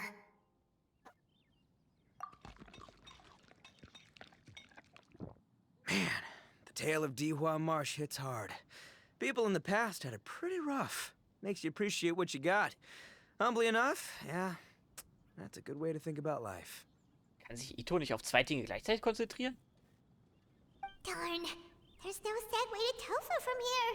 How did we get so off topic? Well, good news is there's only a little bit left. Wir sind schon fast am Platzen. Oh, compadre, Shinobu, have you been eating this whole time? Save me some dreads, why don't ya? That's it, I'm done waiting. It's my turn to eat. Wait, boss, that's made of... One moment, Ito. I have a small request, if you would be so kind as to consider it. I left home in a hurry and was unable to bring any of my family with me. They've all heard so much about you and are huge admirers of the Arataki gang, so they will be devastated to learn that they missed out on this opportunity. However, if you were willing to let me bring the remaining portion of Humbly Enough back to them, I'm sure it will help to lift their spirits. Das ist doch kein Zufall, dass er das will. Yeah, I don't know. Boss, you gotta do right by your friends. They're pretty big on that in Liyue. Besides, you did eat quite a lot of the grilled fish while we were waiting for the main course, including mine and Ayato's. Huh? Oh, those were for you guys? Ah, dang it. I got too carried away telling that story, didn't I? In that case, pass my regards to your fan, bro. El Chefe, can we get the rest of this to go? Wenn man genau hinschaut, sieht man, dass der Berg immer noch da ist, oder? Ah. Das hat er das Essen gelobt, ohne gegessen zu haben. Count Crushmore. Instant kill. I never knew there were so many elite beetle fighters in Liyue. Can you imagine? That would be tardiness of the most unfashionable variety.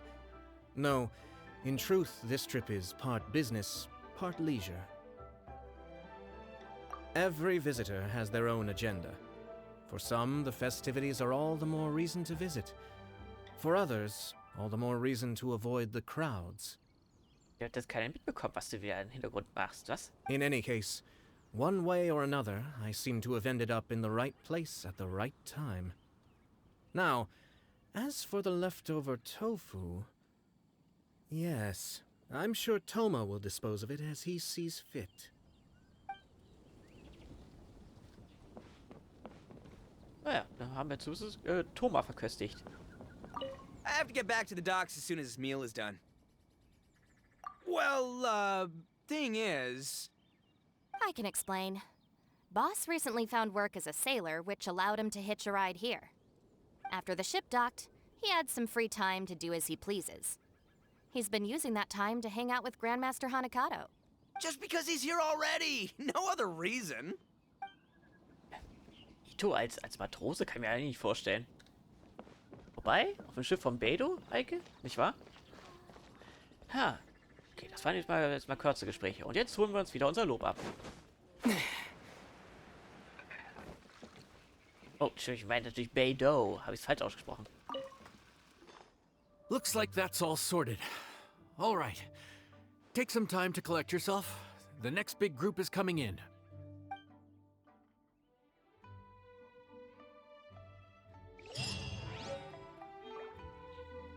Und genießt das Leben. Ein Haufen, einen großen Berg Tofu.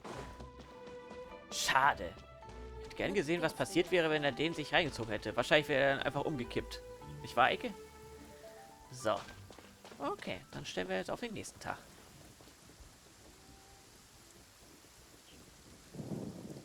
Ah, was für ein nettes Wetter. Wie sie da sitzt, Eike, ne? So ganz, nicht wahr? Okay, auf zum letzten Kochtag? Nein, zum letzten Tag. Sprechen wir mit den Lehrerin Jan Schau. Yangzhou. Jan Zhao, genau. Ganz gesittet, meinte ich. Genau, so saß sie da. How time flies. My burns are almost healed now, so I should be ready to take back the kitchen tomorrow. Nicht abspielen, ich will das selber klicken. You've really gone above and beyond these past few days. Last day today. Here's hoping we get through it without incident. Ja, sie verging wie ein Flug. Why does Paimon feel like you just jinxed us again? Tag vergeht ohne Zwischenfälle. Ja, noch. We made it all the way to the evening. It ended up being a pretty smooth day after all. Maybe it's because we've gotten so experienced at running this whole thing. We've come a long way since our first day on the job, haven't we? Back then, we were struggling to remember who ordered what. But everything's a piece of cake now. Es ist noch nicht vorbei. Yeah, but who would come by this late in the evening?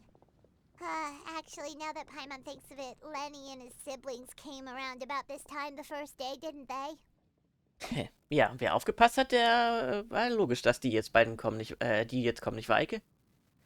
Ja. Na, wir hatten, was war denn am Anfang? Outrider und Wir hatten Fontaine, Fontaine, die Inazuma. Reconnaissance und die Outriderin. Genau, jetzt und haben wir Mondstadt. Die Spähhund. Ja, der Final Fantasy 7 Charakter. Nicht 7, Final Fantasy Charakter.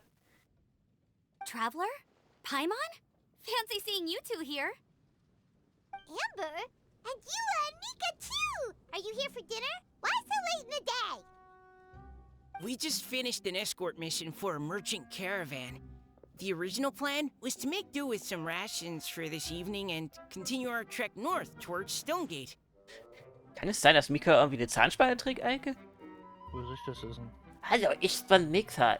Ich sammle gerne Transformers. Mika, Koordinaten des klaren Frosts. Ja. Ach so. Das fängt da oben an. Mika, Frontlinienfeldmesser des Ordo Favonius. Ich hab's richtig ausgesprochen. Ein behutsamer und etwas schüchterner Junge. Ach was. Er gehört zu den... Hättest du mal das Event damals gespielt, als du den Account frisch hattest, dann hättest du das alles schon mitgekriegt. Aber nein, die schon wollte ja die Hauptquest nicht durchspielen. Er gehört zu den Freischälern. Und jetzt erklärt, was Freischäler sind.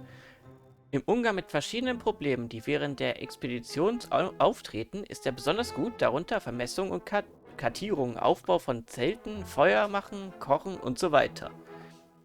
Er ist also Kartenschreiber und Mädchen für alles.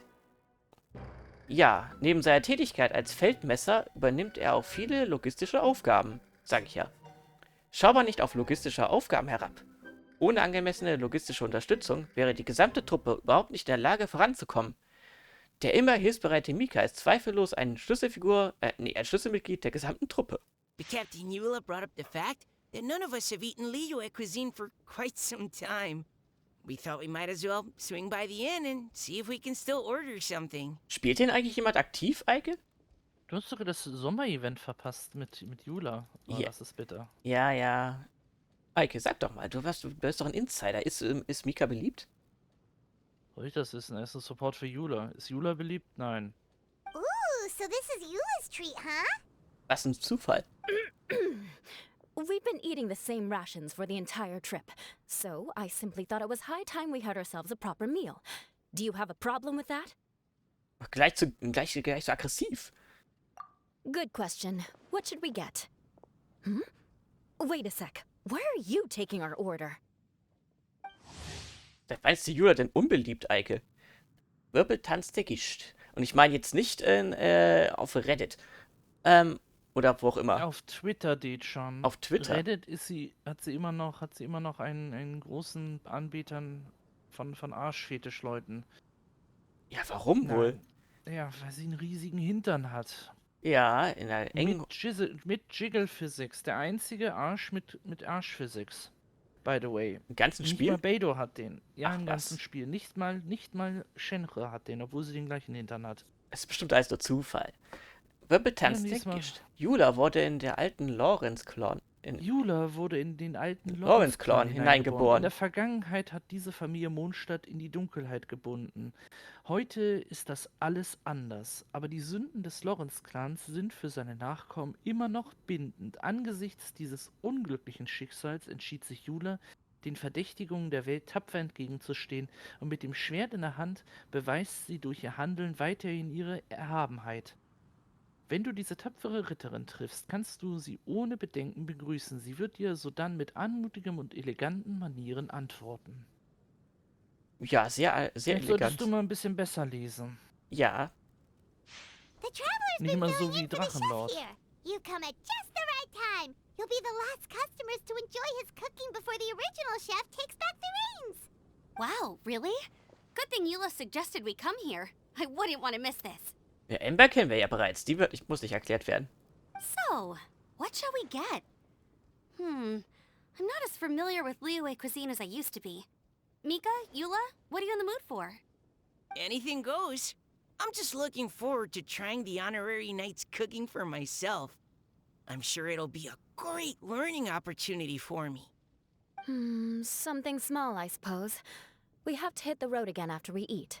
Beyond that, Wasn't it your idea to come here, though? Yeesh, this is like getting blood from a stone. All right, guess it's up to you, Amber. You name it, we'll cook it. Was hat sie gesagt? Like blood for the stone? Achso, Blut aus dem Stein pressen. Okay.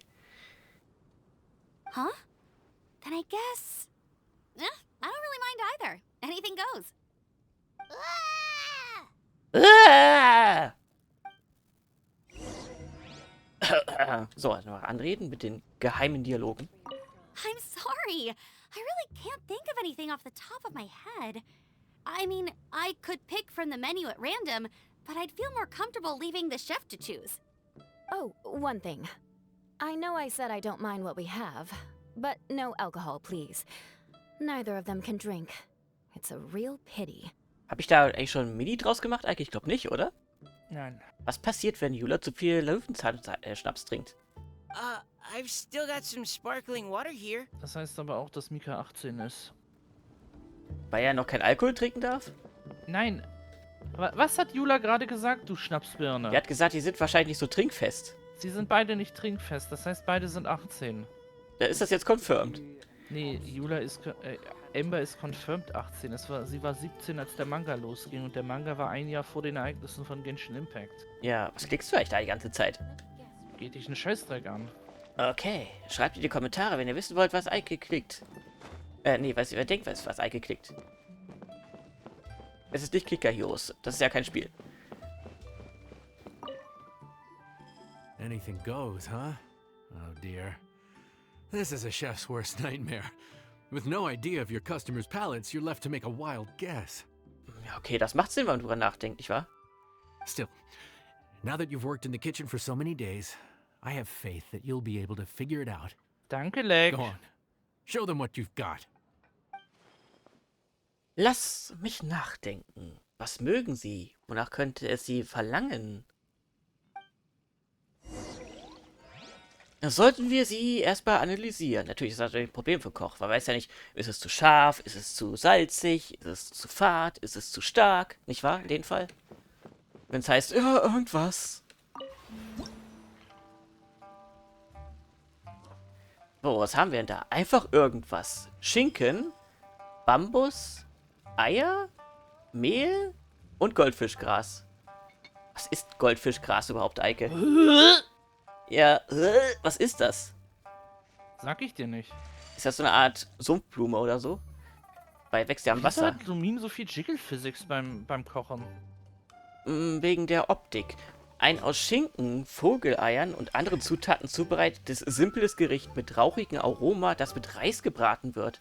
Hey, Eike, Bratreis. Angeblich gilt gebratener Reis in der Liyue Küche oft als erste So ein scheiß Autist, der es nicht hinkriegt. als erste Wahl, wenn man nicht weiß, was man essen soll, weil man die freie Wahl aus einer Vielzahl von Zutaten hat. Noch zu erwähnen bleibt, dass dieses vermeintlich einfache Gericht hervorragend die allgemeinen Fähigkeiten des Kochs auf die Probe stellen kann. Denn es heißt, dass nur ein Küchenchef mit der richtigen Mischung aus Können und Herz den Geschmack von zu Hause vermitteln kann. Ja, das ist ja ein richtiges Glücksspiel am Herd. Ja, das könnte ich mit Lapskaus. Ich habe heute Lapskaus gemacht für meine Mutter. Ach ja? Und wie? Ja, perfekt geworden natürlich. Ja, kannst du mir mal machen. Wahrscheinlich besser als aus der Dose. Den mache ich dir nicht. Kannst du selber machen. Aus der Dose? Tack, Nö, tack. selber machen. Patapong, patapong, patapong. Achso, jetzt geht man zu schneller. Tack, tack, tack, tack, tack. Tack, tack. Wäre das so ein Taktspiel, hätten wir jetzt ja perfekt angezeigt. Wir sagen, wie viel Jiggle Physics das Mädchen hat. Wieso? Warum guckst du da rauf? Warum siehst du das? Als erstes sagst du. Weil sie eine Waifu ist? Als nächstes sagst du, als nächstes sagst du bestimmt, sie hat einen kleinen Popo in der Bluse. Hat sie doch auch. Ja, das ist aber, das haben Frauen halt. Wundere mich nicht, warum das nicht. Ja, bei ihr ist das nicht zensiert worden. Bei Amber schon. Ja, das wundert Bei mich jetzt auch Jean gerade. auch. Oder bei. Wie heißt nochmal? Büschelphysik auf dem Dekolleté? Du weißt schon. Ägyptisch, mit dem Schild an der Hand. Ein Ankh. Ja, ein Ankh. Du weißt schon, wie ich meine. Nein, nein. Du meinst Kandake. Kandake, genau. Nein. Ich sage, sie haben Lumin an den Zensoren vorbeigesneakt, weil sie gesagt haben, Eva ist der Hauptcharakter im Spiel. Lumin hat gar nicht existiert für die, Ah, so kann für man die also. Zensoren. So kann man also da durchschlüpfen. Dechan, in dem Update, als das rausgekommen ist, du kannst nebenbei, während ich rede, reden. Ich weiß, In ich dem will bei Update, Reden. als diese Scheiße passiert ist. Also in dem Update, an dem Mona, Jean, Rosaria und Ember zensiert wurden, kam Yelan Ja. und Shenhe raus. Beide waren ein riesiger, dicker Mittelfinger der Entwickler. An die Zensoren, ja. Richtig. Weil kann man nicht anders sagen, die beiden haben, die beiden sind stacked wie sonst was. Sie sind immer noch mittelmäßig im Verhältnis für Honkai-Charaktere. Mhm. Ich glaube, sie haben den Body von Sushang, würde ich jetzt fast sagen. Ja, das hatten wir noch nicht. Ich meine, wenn wir uns Impact 3 Charaktere angucken, die Damen sind stacked wie sonst was, also jenseits. Ich glaube, den hatten wir nicht. So, ja. Im Grunde genommen ist das Gericht eigentlich hier Weltfrieden nur ohne Früchte, oder? So. Ein Berg gebratenen Reis. Durchsetzt mit... Sieht immerhin ein bisschen besser aus als die anderen Gerichte, die da sonst immer so rumstehen. Wenn wir uns angucken, wie scheiße die Sachen in Fontaine ausgesehen haben, wie scheiße ein Charakter in Fontaine aussieht, dann ist das schon ein deutlicher Fortschritt. Naja, in Fontaine essen sie nur Ei und Zucker. Nicht wahr? Und Kuchen. Ja, genau, Kuchen meine ich. Ja, viel Kuchen. Ja, ich weiß. Und all die schönen Guillotinen-Fanarts, die ich von Faurina gesehen habe, haben mich überhaupt nicht verstört. Du weißt doch, Eike, man muss vorsichtig sein mit dem Internet. Das kann einen brechen. Dechan, Focalor ist mit einer Guillotine hingerichtet worden. Ach so, This is ja. delicious. Perfectly seasoned, and even the rice is bursting with flavor. Nothing like a piping hot meal served straight from the stove. I've missed this. You've put the finest Favonian field rations to shame, and that's no mean feat. So, tell us, traveler, what's this one called? It's called... Paimon's guessing we can't just call it anything goes, right? Oh, hell, Paimon doesn't know how to explain this dish at all. It's got no name, it's just basic ingredients simply cooked. Ja, Eike, was sollst du sagen? Wie wirst du es nennen? Kosmischen Bratreis. Basic ingredients, simply cooked? Really? I could have sworn that you put Ja, natürlich. something fancy in here, or gave it some kind of chef's magic touch. Not the MSG. finest dish in the world, but the one they need right now. Okay, you've lost Paimon. What do you mean? Ich habe auch keine Ahnung. Eike meinte übrigens Glutamat. So you mean we only think this is delicious because we're so hungry? There's got to be more to it than that. Perhaps the fact that the aroma of freshly cooked hot food is a welcome change from cold, pre-prepared rations. Hat sie einen Punkt. Oh, kinda like the feeling of waking up to the smell of freshly baked bread in the morning? Huh, that makes sense. Yeah, it's almost like we're back at Good Hunter again. But Good Hunter's in Mondstadt. Why make a point of trying Liyue cuisine if you can't even taste the difference? Oh, I'm not talking about the taste. I just meant the feeling of comfort, you know? It's like the feeling of coming home. Okay, das Außerdem passt hat besser. sie einen Großvater, der aus Liyue ist. Ja, stimmt, ja. Hätte ja auch wieder so in dem Fall sowas Sie sein ist ein können. Viertel, siehst du ein Viertel? Viertel, siehst du ein Viertel Chinesin. Ach was, das sieht man ihr gar nicht an. Ja, Brünetten Haare. ja, das auch. Mal ernsthaft, ich kann jetzt aus dem Kopf nicht eine braunhaarige Frau aus Mondstadt erwähnen, die spielbar ist. Dafür aber zwei braunhaarige Frauen aus Liyue. Hat Lisa und Mona nicht braune Haare? Lisa ist blond und Mona hat schwarze Haare. Ach so. Comfort. Coming home. Nämlich Beidou Well, und Yanxiao did Ja. say we want to Gutau. make our guests feel right at home. Beide ist Liyue, genau. Beidou ist Liyue, richtig. Ja. Und ich dachte jetzt schon, das wäre hier so eine Nummer von wegen, ja, wir wollen ins Sehr Ausland schön. fahren, aber wir wollen am besten, wir wollen immer noch Schnitzel mit Pommes. So wie Drachendort, der nach Frankreich geht und zu Meckes geht, der blöde Fettsack. Aber es liegt am Koch, oder liegt es Es eher an der liegt an der Produktion? Köchin. Ja, natürlich. Du hast nie gesehen, dass sie Halbhandschuhe trägt?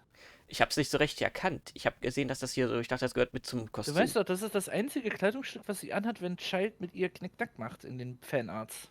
Ah, Ich hasse Chilumi, by the way. der Lächeln aufs Gesicht zaubert. So, in other words, the secret ingredient is passion? Despite how terribly cliched that sounds, I'll admit that it holds true for this meal.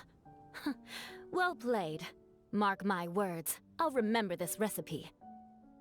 Und wenn nicht, dann gebe ich dir mein... Warte. Ja? Erstens hat sie wieder ihren Standardspruch gesagt, nach ungefähr 8 Updates. Das Ja, hat sie nämlich nicht einmal in dem Sommer-Event gesagt, bei dem Kokomi nur drin war, damit sie sagen kann, dass sie nicht der Dragon Sovereign ist. Was ja. hundertprozentig geplant war, dass sie der Hydro Sovereign war, aber das haben sie abgeworfen, weil sie gesagt haben, wir brauchen irgendwie einen männlichen Archon, wie können wir das machen? Ja, pack mal den Daddy da rein. Nimm mal das alte Prototyp-Design von Devalin. Wir nennen es Stuvillette und machen ihn zum Gary Stu. Wir schreiben die ganze Geschichte um, wir machen ihn zum Hauptcharakter, er hat alle wichtigen Gespräche, alle Sachen, bla bla bla bla. Ja, halt dich jetzt mal Ach so. kurz, nicht wieder 20 Und auf dem Minuten. Weihnachtsbild mit Mika war er auch drauf. Das habe ich extra von Dechan croppen lassen, damit dieser Spasti rausfällt. Ah, Achso, und hier jetzt etwas. ich erinnere mich. Boom! Yeah, bitte Vengeance. In jedem Fall. Okay, but you can't really have a recipe without a name, though, right? Have we come up with a name for this dish yet? Das zweite. Habt ihr irgendwie eine Idee? Ja. How about right at home? Klingt das gut?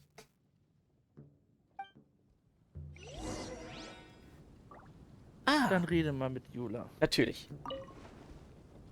The rations we brought were adapted for my signature moon pies. To come up with something even tastier. I gotta hand it to you. You did a great job. Still, please do drop by and try a few Stormcrest pies next time you're in town. I insist. Ja. Und wenn du nicht kommst, Mondkuchen. um meine Special Dish Mondkuchen zu essen, dann trifft dich meine Rache. Sagt sie gar nicht mehr. Ja, das wäre doch ein bisschen zu, wie sagt man, So kannst du jetzt neben Abby stellen und ein bisschen angucken. ist Judah verliebt in uns? Du kannst ja den Hingucktest machen, auf wen Ember steht. Ach so, mich nebenstellen. Ja. Ah, Ember. sorry. I zoned out just now. Didn't see you coming. Yeah, that food you cooked for us just now? It reminded me of the meals my grandfather used to make for me. I thought I'd forgotten how they tasted, but it all came rushing back. He used to make Liyue dishes all the time. I'd do my Outrider training with him until the evening, then wait patiently at the dinner table. I'd sit there with the smell of delicious food wafting in from the kitchen, waiting for him to finally emerge with the goods. Sometimes we'd have Eula around for dinner, and even though she'd always find something to complain about, I could tell she really enjoyed the food.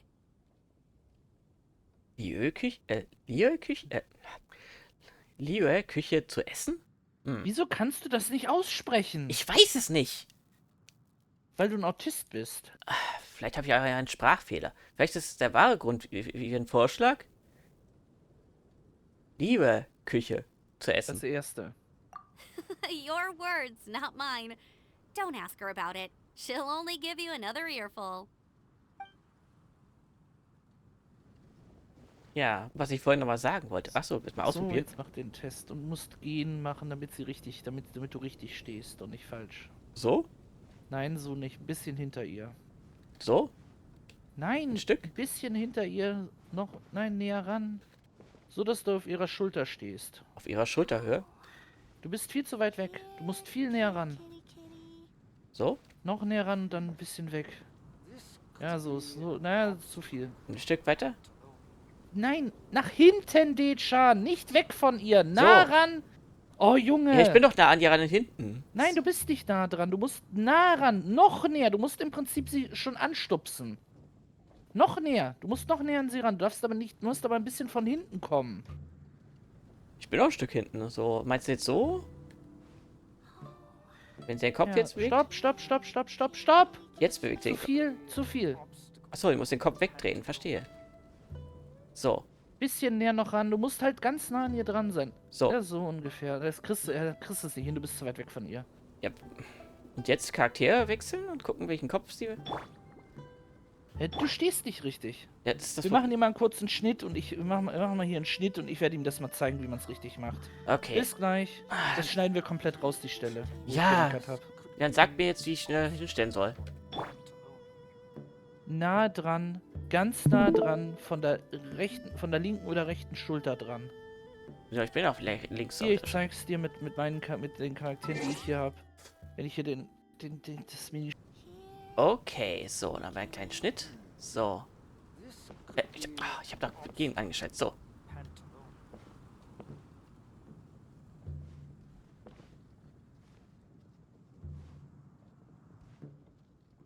So müsste es sein.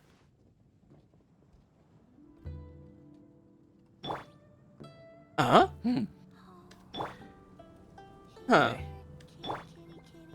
Hä? Oh. Das hätte ich jetzt nicht erwartet. Ach was.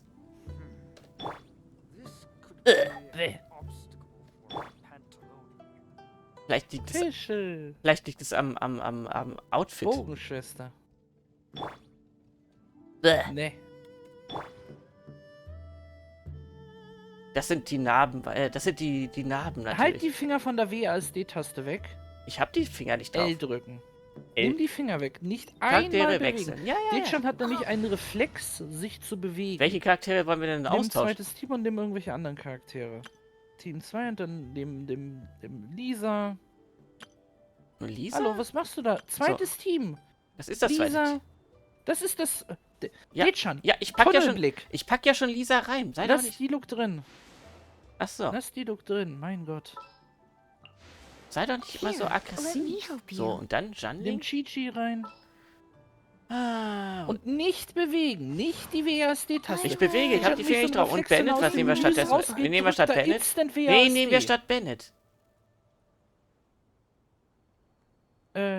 Nee, Kaya nicht, den mag ich nicht. Sarah. Let's do this. Aufstellen. Nicht die WASD-Taste. Ich hab die drücken. Finger gar nicht drauf. Ich wechsle nur die Charaktere. Okay, dann wechsel die Charaktere durch. Okay. Die Look ist anscheinend nicht. Ja, doch.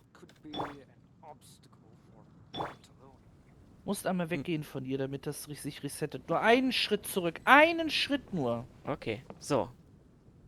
Jetzt bist du zu weit weg immer noch. So. Checken mit den Beinen, hast du ja gesehen. Ja. Bist noch zu weit weg. Noch ein Stück. Hä? Nee. Ach was. Das hätte ich jetzt nicht erwartet. Nö. Hä? Ein Baby. Here, kitty, kitty, kitty. Die Luke. Nee. Die Luke.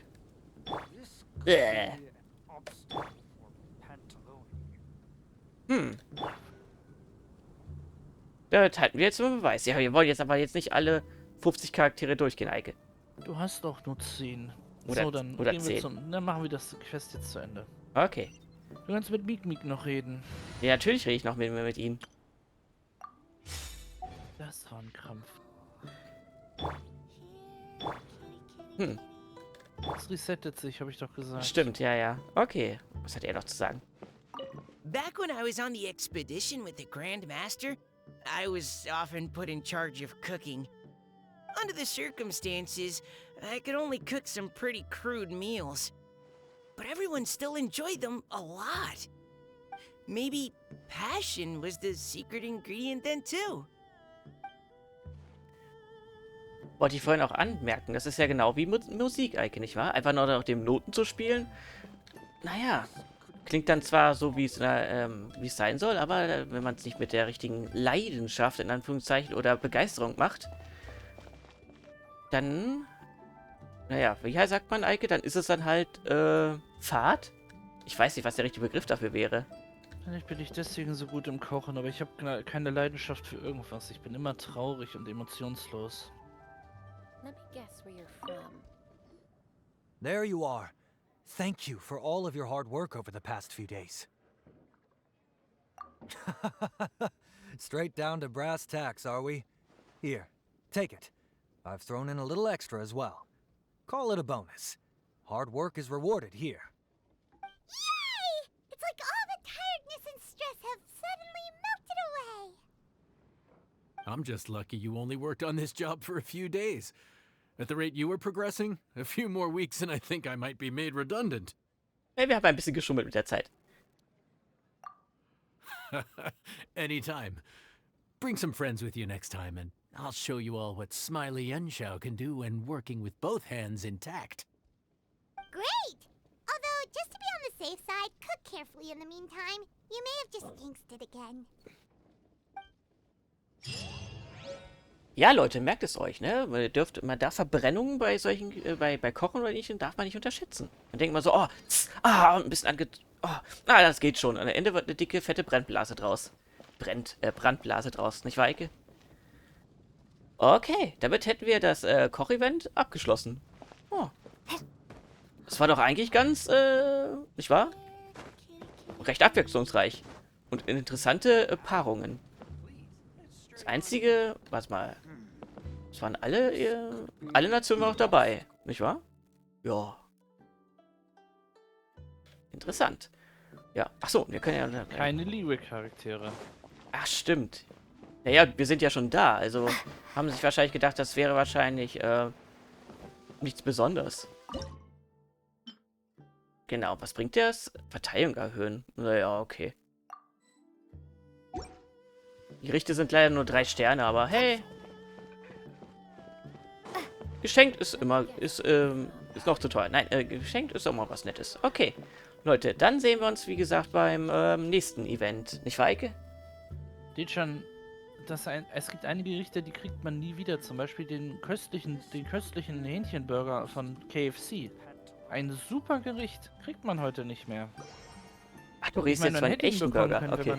Man hätte zum Beispiel auch die komischen Flügel, die zu Miko gut passen, die KFC-Flügel, hätte man auch bekommen können. Dafür musste man aber einen Creator 4 Monate abonnieren. 4 Monate. Das sind 20 Tacken. Das ist ein bisschen viel, Ich bezahle oder? doch keine 20 Tacken für einen Gleiter. Ach so. Ah, das war so eine Aktion. Den letzten Gleiter haben wir ja relativ effizient bekommen, indem wir nämlich hier Twitch Prime gemacht haben. Ich habe schon seinen Twitch Prime abgenommen. Und schon hat dafür das Twitch Prime von unserem Kollegen Arno bekommen. Stimmt, es gab schon lange keine Twitch-Prime-Belohnungen für Genshin mehr, oder? Fällt mir gerade ein. Ah ja, und vergiss nicht, immer täglich Eintragung machen. Nicht wahr, Eike? Na, da gibt's auch was am Ende. Ja, Also, minimal Belohnung. ja, Kleinvieh macht auch Mist, nicht wahr? Also, Leute, bis dann. Guten Hunger. Ach, ich muss auch noch was essen. Es ist kalt. Ja, 23 Uhr. Kann man mal machen, ne? Gibt ja Mikrowelle.